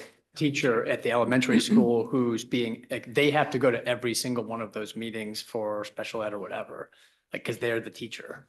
So like the answer, it's probably maybe more elementary school focused. I'm not sure about the middle school and high school. Okay, Yeah, I want to just echo Greg. I think as we're collecting the data and thinking about how we need to disaggregate it, I think it's really important to think about how we want to use it so that we're not wasting time, but also that it's practical. So for example, should we have any professional development initiatives coming forth? This will inform us a better idea of what the cost already is of loss of instructional time, what the cost already is of substitutes and all of those things. So I would just encourage the cabinet, as you going through this, to continue that dialogue with what we're looking for to make sure that we're really honing in on the right aspects. thank you. And then discussion of gifted and talented. I was a little unclear about this, other than just getting an update, maybe like we used to get updates, I think, on the gifted and talented program annually. It sort of depends of how the board wants to structure that. Are you looking at alternate ways to do gifted and talented? Are you looking at strengthening the program as it currently sits, or like what's the look and the purpose and the scope of? I mean, that's just an open discussion item, just to. Katie? Some of these bigger picture items as well, kind of that really will inform more of like the future of our district and how we see the vision going, I think could be good retreat topics. And I know that's been a little problematic in the past because we've been a bit behind and the retreat has become an extra long regular meeting. But I would encourage some of these, again, bigger picture vision planning conversations for the retreat, particularly so that we can have some of those interconnected conversations as well. So this might be something that we want to think about putting for the summer and further developing. Right, Yeah, I agree. with that. And then discussion of DEI curriculum, SEL curriculum, that was something else that did come out. Put that in the same category. Yeah. All right. Okay, are there any other questions on the proposed master agenda? Anyone? I just wanted to highlight that we had on the original agenda that we would be discussing the board handbook tonight, which was scratched, and just that it would be nice to try to finish that project by fiscal year end. Really, it could be, just before November, but I think ideally, if we could wrap it up for the fiscal year, that'd be great. Great, thank you. Okay. Other board comments? Any feedback? No. Okay, so we will move on now to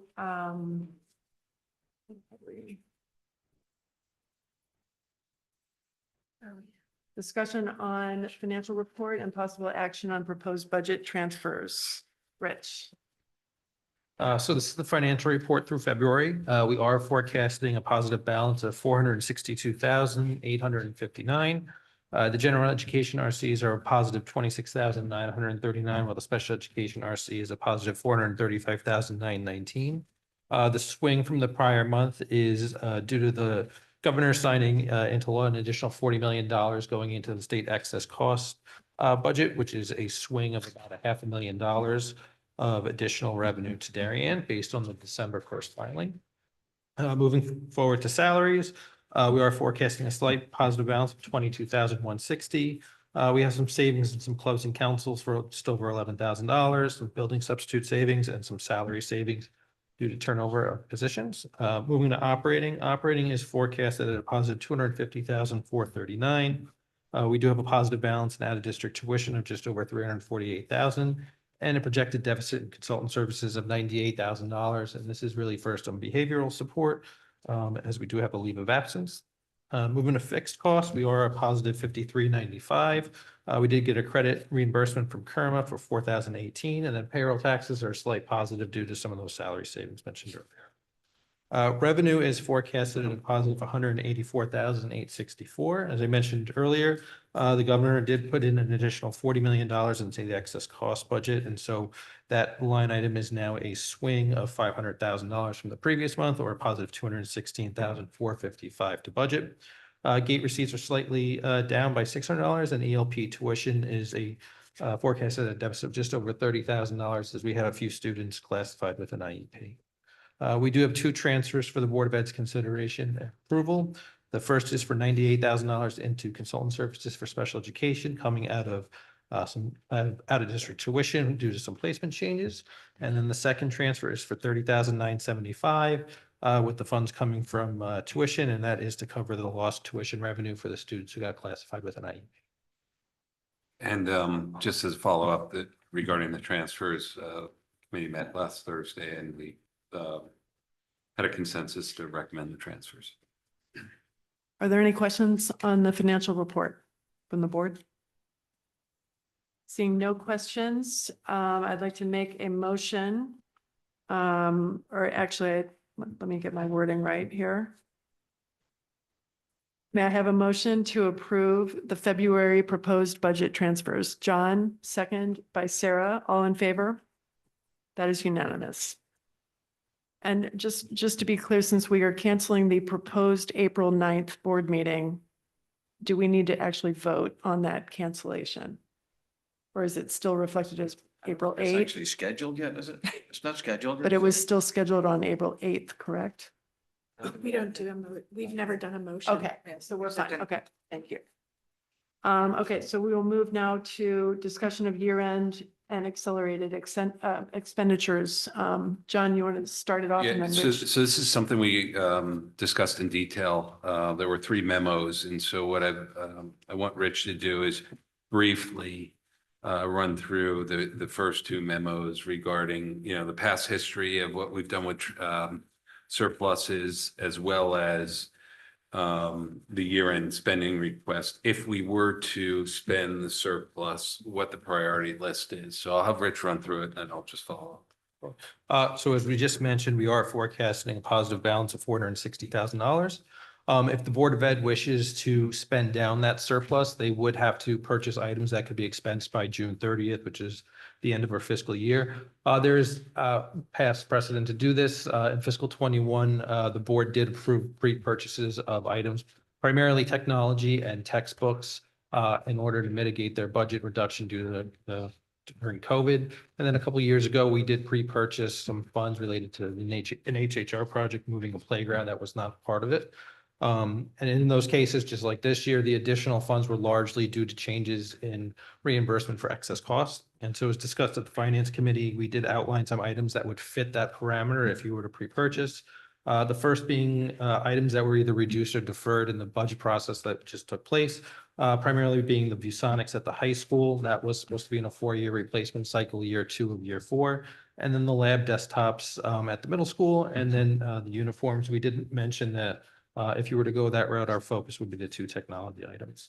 If you wanted to look forward even further down the road to fiscal year 27, there is some technology that's in the replacement cycle, including the year 3 of the ViewSonics, office desktops, wireless access points, laptops. And then we did get some news that our HVAC building management software system is being end of life. And so that is a software upgrade that is new. And then if, depending on what happens with the budget coming up, if there is a reduction, you could take a similar approach that you did in fiscal year 21, which would be to pre-purchase items that are in the fiscal 26 budget to bring the budget down. Items that could be considered are the items that are remaining in the technology equipment account, which is the elementary teacher laptops and the grade 5 Chromebooks. One thing we did mention is that the money will not actually be in our possession until the end of May. That's typically when the state will release the second portion of the excess cost reimbursement, though we're hoping to know the final number probably by the end of April. Any board questions or discussion? I was just going to wrap it up. So to put this all in context, if you remember last year during our budget discussions, we made a downward adjustment in the ECR assumption, the percentage of reimbursement late in the budget cycle. And Rich, can you just define? So that? originally it was, we had budgeted 75 and then we brought it down to 70. Right. So, and then, so that was a late adjustment in the current fiscal year budget. Now, of course, the Board of Finance has its decisions to make, but from what I understand, as they frame their fiscal year 26 budget, they would like to know if there are any surplus funds going back to the general fund. So again, we can't really make any final decisions, but it'd be my recommendation to outline, we need to have items that are non-recurring that we could very well use a surplus to spend down on. So it'd be my assumption that we would probably not have a very large, if any, surplus to go back to the general fund this year based on these items. So I'll just leave it at that with further discussion amongst the board members. Are there any other comments or discussion? Katie? Well, so we haven't yet discussed the other memos, the interconnected component of it, because another option is the formation of a non-lapsing account. Yeah, and we'll definitely discuss that. I was going to weave that into. Yeah, I just wasn't done. So my point being that I think it's difficult to have a conversation on pre-buys when we don't know the end. I think it's too early for specifics personally, but I don't even think that we can weigh in on whether or not we would have a surplus, what we might spend it on, if we'd be returning back. A big part of that conversation is option B, which is the formation of a non-lapsing account. So I think we need to have those conversations concurrently.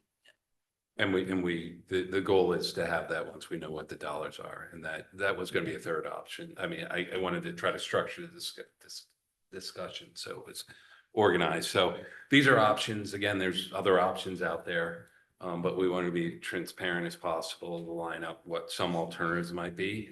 Heck, we might get a reduction to our requested budget allocation. We might be playing from a different standpoint, and we won't be talking about a non-lapsing account, or we'll be talking about a non-lapsing account to form and not fund it, right? That's also an option. So I guess we'll roll into the non-lapsing account discussion unless others. Is the Board of Finance looking for like our view of what we're doing with this money before they opine on the budget? I mean, I think based on a conversation I had today with the chair, it would, he said we equate, what the surplus is going to be. And my answer was, well, I don't know what the surplus is because one, we don't have the dollars, and two, I don't know what the priorities are going to be. And three, it's a chicken and egg type discussion. Right. I don't know what our fiscal year 26 appropriation is going to be. So I think the way I tried to lay out our discussions is lay it all on the table. Like if we had a surplus and it amounted to this, these are the items we focus on based on A, B, and C. So again, I know we can't make decisions, but I also want to be as transparent as possible in what we might do if we are found with a sizable surplus. So they can take that into account. We have there's I think a board finance meeting next Tuesday. Tuesday. They're discussing There's going to be Alan and Rich will be there, and board leadership, so we can answer questions then too. Joanna. So while I agree with Katie, it would to have a concurrent discussion would be very helpful right now. I do want to say that I don't know if the things that we would pre-buy are have-to-haves. I feel like what we gave the Board of Finance, we absolutely have to have for next year. And if I had an extra $500,000, I don't think I would use it to buy ViewSonics or what have you.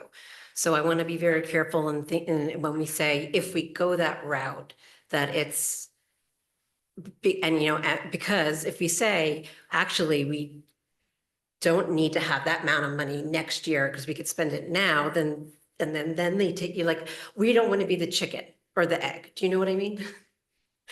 We kind of lost you. Again, we tried to, there were Right, items I guess- reduced or deferred from the fiscal year 26 budget. Right, but these are So, things that we chose to defer because we felt that we didn't have to have them.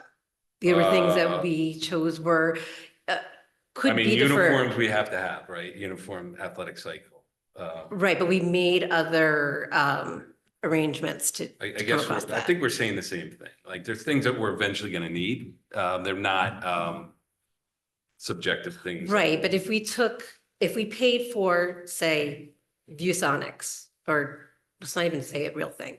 If we decided to buy some chicken hutches, because we had a program that we wanted to launch, but we also need the money that we put in the budget for next year, that, for $500,000, we need that money to actually pay the people that we wouldn't take out of this. Then we're potentially getting a reduction in our budget for next year for things that are not the things that we would be using to pre-buy.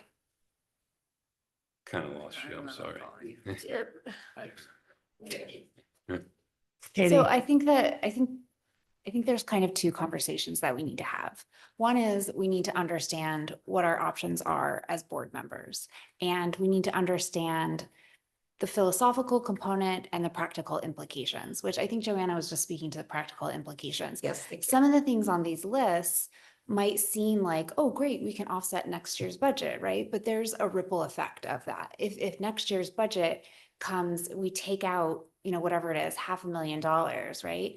Then for that year, we're going to be $500,000 down. So the next year, our percentage increase is going to be facing that gap, right? It's almost like a grant where we paid for something and now we have to pay for it. So we need to be looking always forward thinking. We cannot be just looking at our immediate situation. So I think that that's one component is what are the options in front of us and what are the pros and cons of both of them and long term. That's the conversation that makes sense to have today in the abstract and in the theoretical, because we don't know our finite end of the year financial situation. When we know that information, when the budget for next year has been completely approved by town bodies, when the spending is done and we know if we have a surplus and what that amount is, that is the time to then make the discussion, to have the conversation about what are we going to do with that money. So I think part of the problem right now is that the conversations have gotten commingled, and it's almost like we need to make a decision on what format we want to go based on what we want to do in this moment. And it's become overly complicated. I'm sorry, there was No. no decision tonight, No. just to be very clear. John, I don't think that you followed, so I'm happy to catch you up later again and explain it to you. Wait, Katie, What- in can I Rich's just clarify? We made a request during the finance committee to have these memos put together so that when we do have the information on what dollars are available later in April, we would be able to have that kind of discussion and be prepared in May to have a discussion about a non-lapsing account or a pre-buy and be able to compare both of those. And Rich has put together the memo right now about what a non-lapsing account could be, but there was no plan to have a vote or any kind of detailed discussion about what we want to do now, because we really don't know right now, right? So And as I said, and I understand everything that you said, I was at the meeting, I've read all the memos several times. So the thing is, we are already having discussions about like what we might do with the money, and that's what's getting confusing. I didn't say that a decision was being made tonight. I'm simply saying that I think our conversations have gotten off track, and that it seems to me that the prudent thing to do is to understand completely the options in front of us without attaching either dollar amounts or specific spending items to them. Okay, so from that standpoint, we could talk about the non-lapsing account right now, because I think that's Go ahead, what's Rich. missing right now. Just as, just for a point of understanding, if you are to go to the pre-buy amount, you do have to make that decision prior to knowing what the final end amount will be, because you will have to have those expense prior to June 30th. A non-lapsing account has existed in Connecticut for a while. However, under prior law, a town's Board of Finance, Board of Selectmen, and appropriating authority, so in this case, the RTM, would have to authorize that amount to be spent. Starting July 1st, Public Act 2445 now authorizes the Board of Education to make that decision. So the Board of Education could decide to create a non-lapsing account. And so there would be two steps. One, the board would have to vote to establish a non-lapsing account. And then the second step would be to vote to fund the non-lapsing account. You can choose to not create the non-lapsing account. You can choose to create the non-lapsing account and not fund it. You can choose to create the non-lapsing account and fund it with the entire surplus. Or in some instances, communities who have a non-lapsing account will fund it with a portion of the surplus, and a portion will go back to the town. So there's a mixture of options that you can do. Typically, you would not want to use a non-lapsing account for any kind of reoccurring expense. So you don't want to use it for the increase or addition of staff members, because non-lapsing revenue is by definition one-time revenue. It's not going to continually reoccur. So typically things that are used in other districts that have a non-lapsing account are one-time items such as technology equipment items, textbooks, professional development, facility repairs, like emergency repairs. Furniture, as an example, would be used. Some will use it for special education deficit. So if an unexpected placement occurs, you could use that money for that placement to kind of bridge that gap, so you wouldn't necessarily have to ask for a special appropriation. A non-lapsing account does have to be under 2% of your appropriation. So for us, that is a couple $1 million. So it's not likely that you'll end up with a couple $1 million unless something catastrophic changed or happened. But you do just have to be aware that you could not actually exceed that 2% of your appropriation. And then if you were to establish a non-lapsing account, we would include in the finance report every month just a breakdown of how that non-lapsing account is tracking. So if we ended up putting $450,000 in a non-lapsing account, and you decided in September, we want to get the ViewSonics as an example, and we'd show that reduction, and you'd show what was left. You'd show that $300,000, and you'd carry that forward until you decided to buy math books or whatever it might be that you've designated for the non-lapsing account. Thank you. So as we discussed, again, this is part of the toolbox that will be up for discussion later on. We have a better defined surplus, and the timing is more defined, and we might have an idea of what our fiscal year 26 appropriation is as well.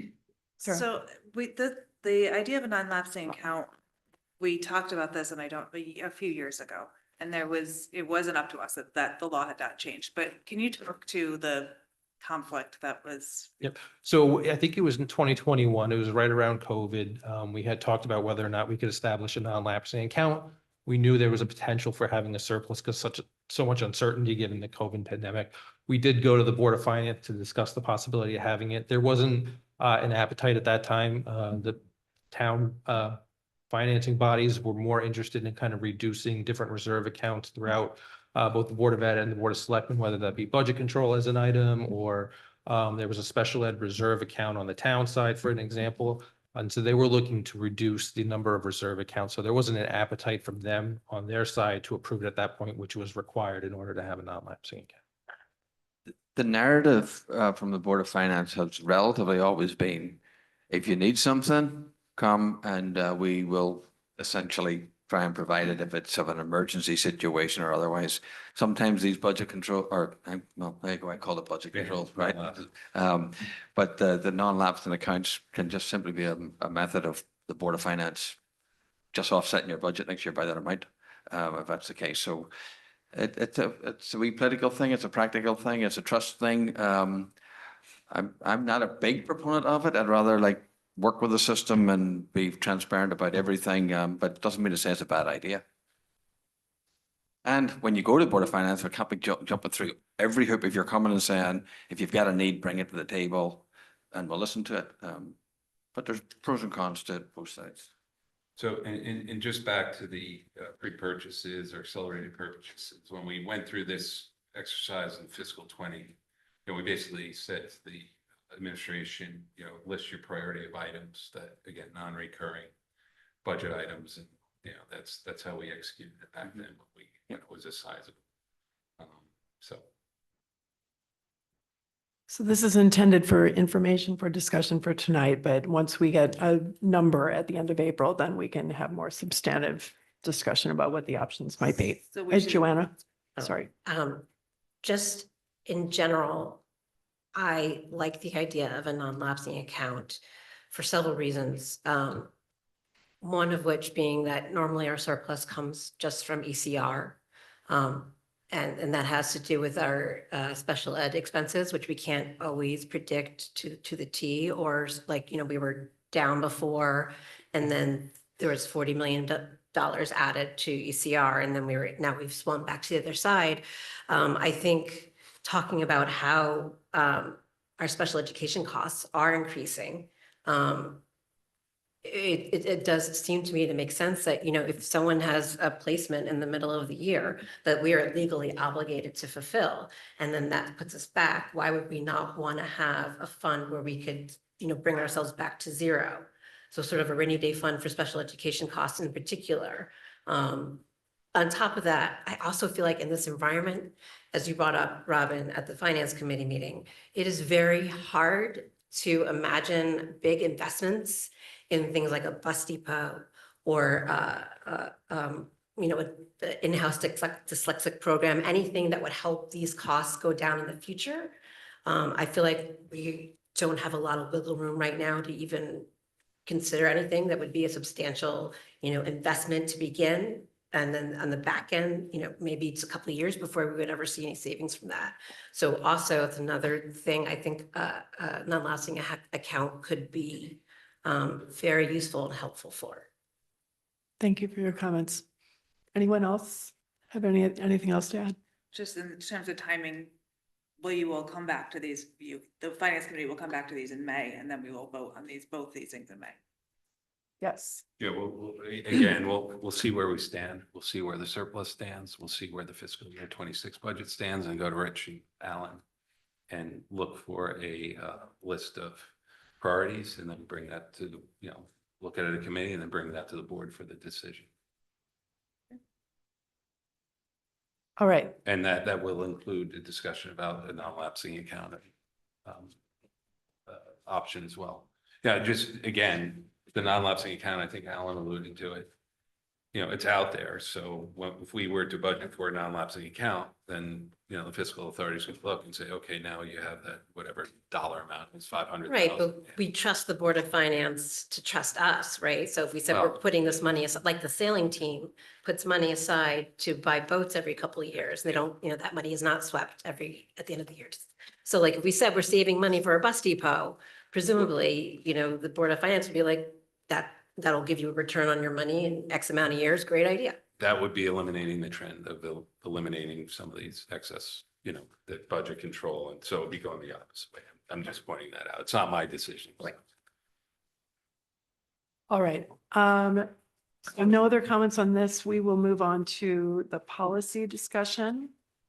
And Marge and then Dave is the chair of the policy committee. So do you want to start? Yeah, so we had policy subcommittee meeting last week. We had some questions were raised. We got some clarity back from council. I don't know if you want to speak to what we have at the high level here for the 3 different proposals and what the recommendations are. Can I just ask about the gift proposal first, gift policy? Sure. I wasn't sure, since we changed it, would we be voting on it tonight, or is it Yes. considered a second reading? Right. That's So a this- second reading for the gift policy. Okay, even though we changed it from the first. Just Okay, vote on thank it you. as amended or as presented. Thank you. That was my question. Cool. So I guess we're on item 2. So policies 4.1, whatever that is, and 50, yeah. So Right, so I do want to clarify that the explanation under paragraph 2 is Shipman and Goodwin's legal opinion. I should Right. put that in the memo, but that is their legal opinion about the question of whether to leave the statements relating to Connecticut law on discrimination based on gender identity and expression in the policy, or to remove them. And I think when I asked the question, I made the aside that, it's probably going to be very difficult for them to answer. They probably don't even know what the right exact answer is at this point. And I think that the guidance that they give us really confirms that. There's a lot of different things going on right now. between the federal guidance, between energetic executive action that's taken place, what the status is of the administrative guides that were promulgated from the Department of Education versus again, what we have for the state. And I also commented, I thought that the sub-policy committee was in a bad spot to be able to answer those questions. As Shipman and Goodman points out, most of these are going to go to court, going to be resolved by courts, and it's going to take a long time to resolve this. I would suggest that this board as well is in a tough situation to try and resolve this because of all the legal issues that are currently in play right now. And so I think that while we do have time to contemplate before we vote on this next time, there's a lot going on right here. And this is not clear to me. I'd be amazed if it's clear legally to anybody in this room, to anybody on the board. It certainly isn't clear to our council necessarily. So really this comes down to administrative recommendation at this point. There is no legal guidance. And either case we take, we risk losing funds either federally or we risk losing funds from the state. So we are in quite a quandary having this before us. So I just would like to point that out. So did Shipman Joanna I was just had gonna her hand. say, when I read the memo with the advice from Shipman, I read it actually pretty clear that we need to have it in now. And if courts change the law, then we change the policy. And I think that. And then if we don't have it in now, in fact, the superintendent has to certify that we followed Connecticut law.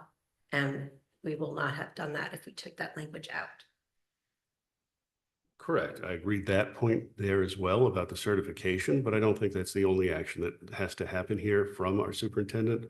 Also, again, as mentioned in the memo, there's a preeminence issue.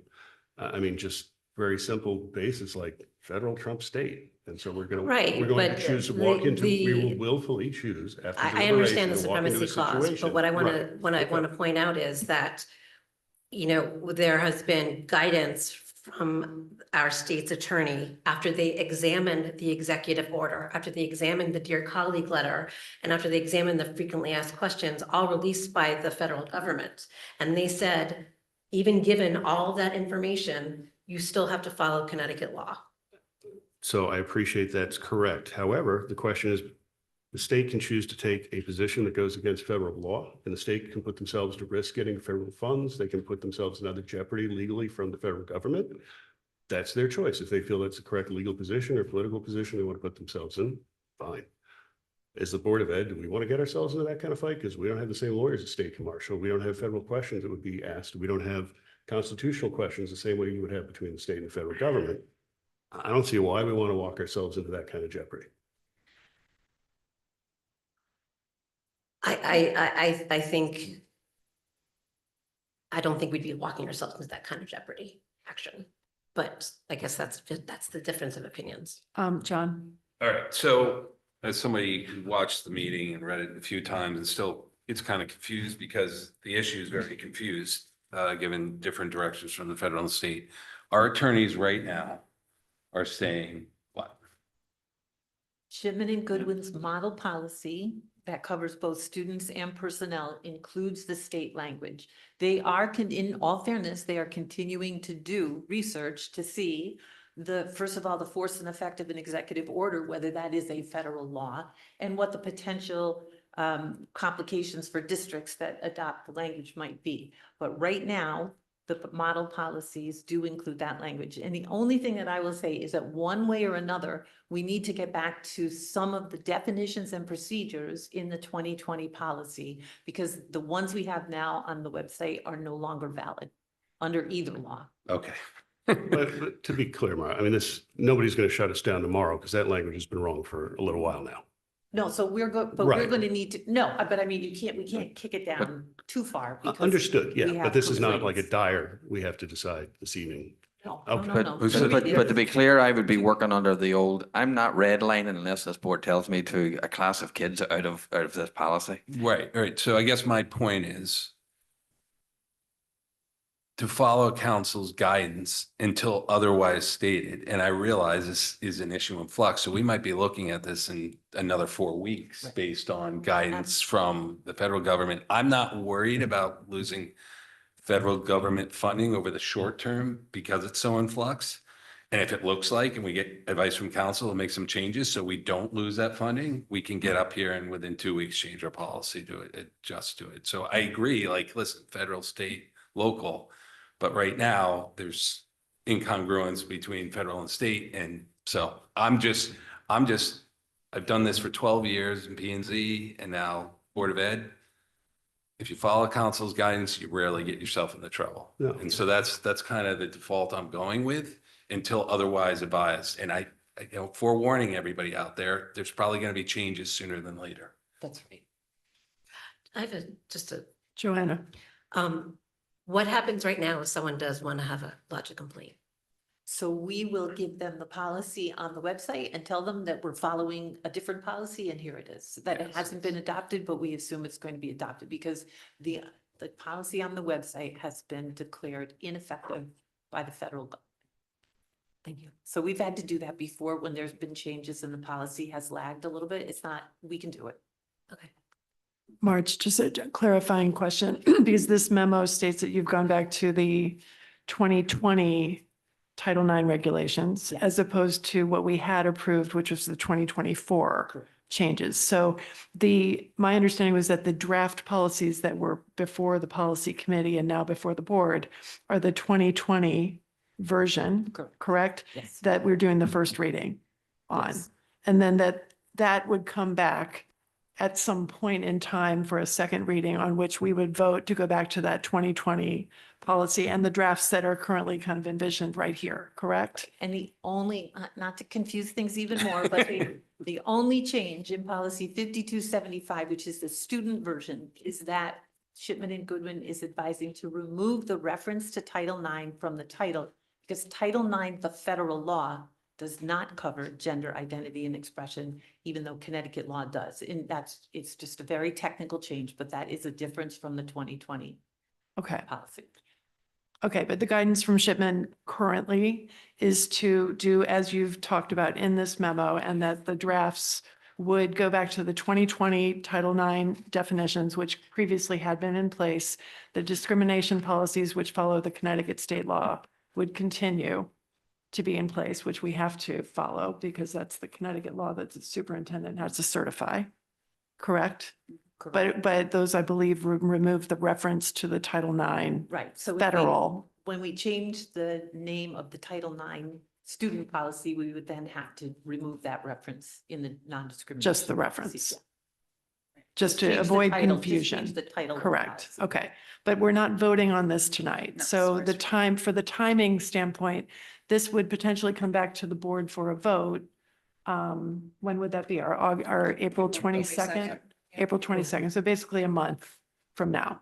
Will you have any input? Sorry. Oh, yeah. Would you have Will you have any Shipman's? input from council, incremental input? by They're then? working as fast as they can, but it's, as you can see, it's It's a in lot flux. of intertwined issues. If they do, then I don't know whether we have a policy committee. We may have a policy committee scheduled before the 20. I don't remember. we can figure that out, Yeah. but yeah.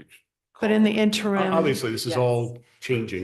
in real Everything's in time, so flux. Everybody knows, so we'll see. Yeah. But Shipman in the meantime is working on the research and further follow-up that have been requested. Greg? But if we get to that meeting and there's still seemingly a ton of ambiguity, are we able to push it or do we have to vote? We have to vote. We have to have a policy We have in to have place. Current policy in place. And it would go back to the 2020 policy, which previously had been in place as opposed to the 2024 right now, which is invalid because of the Title IX changes, correct? But that's 1 month from now. So, I mean, things your could fingers change. Just The like we next get there. policy it's- meeting is April 29th. Yeah, so it's after. Oh, Thank you, Travis. so maybe we would wait until after the policy meeting had occurred to. Well, if it's just a if there's second a reading, why change. would we need another? Uh, Like, if there's no material change.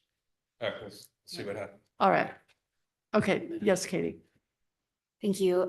This is not about the substance of the policy, but I did just want to flag it as we are continuing to go forward. Thank you for including the forms in there. It's helpful to see. I did notice that there's some inconsistencies in there, and it looks like they all have this, but and if there's a reason for this, please let me know. For example, I'm looking at one right here, that's the complainant form, and it says date of alleged sexual harassment. And then it says name or names of the sexual harasser. It seems to me that everything should be either alleged or to change back and forth almost presides a presumptive guilt. So I would just suggest that the language is consistent throughout all the forms and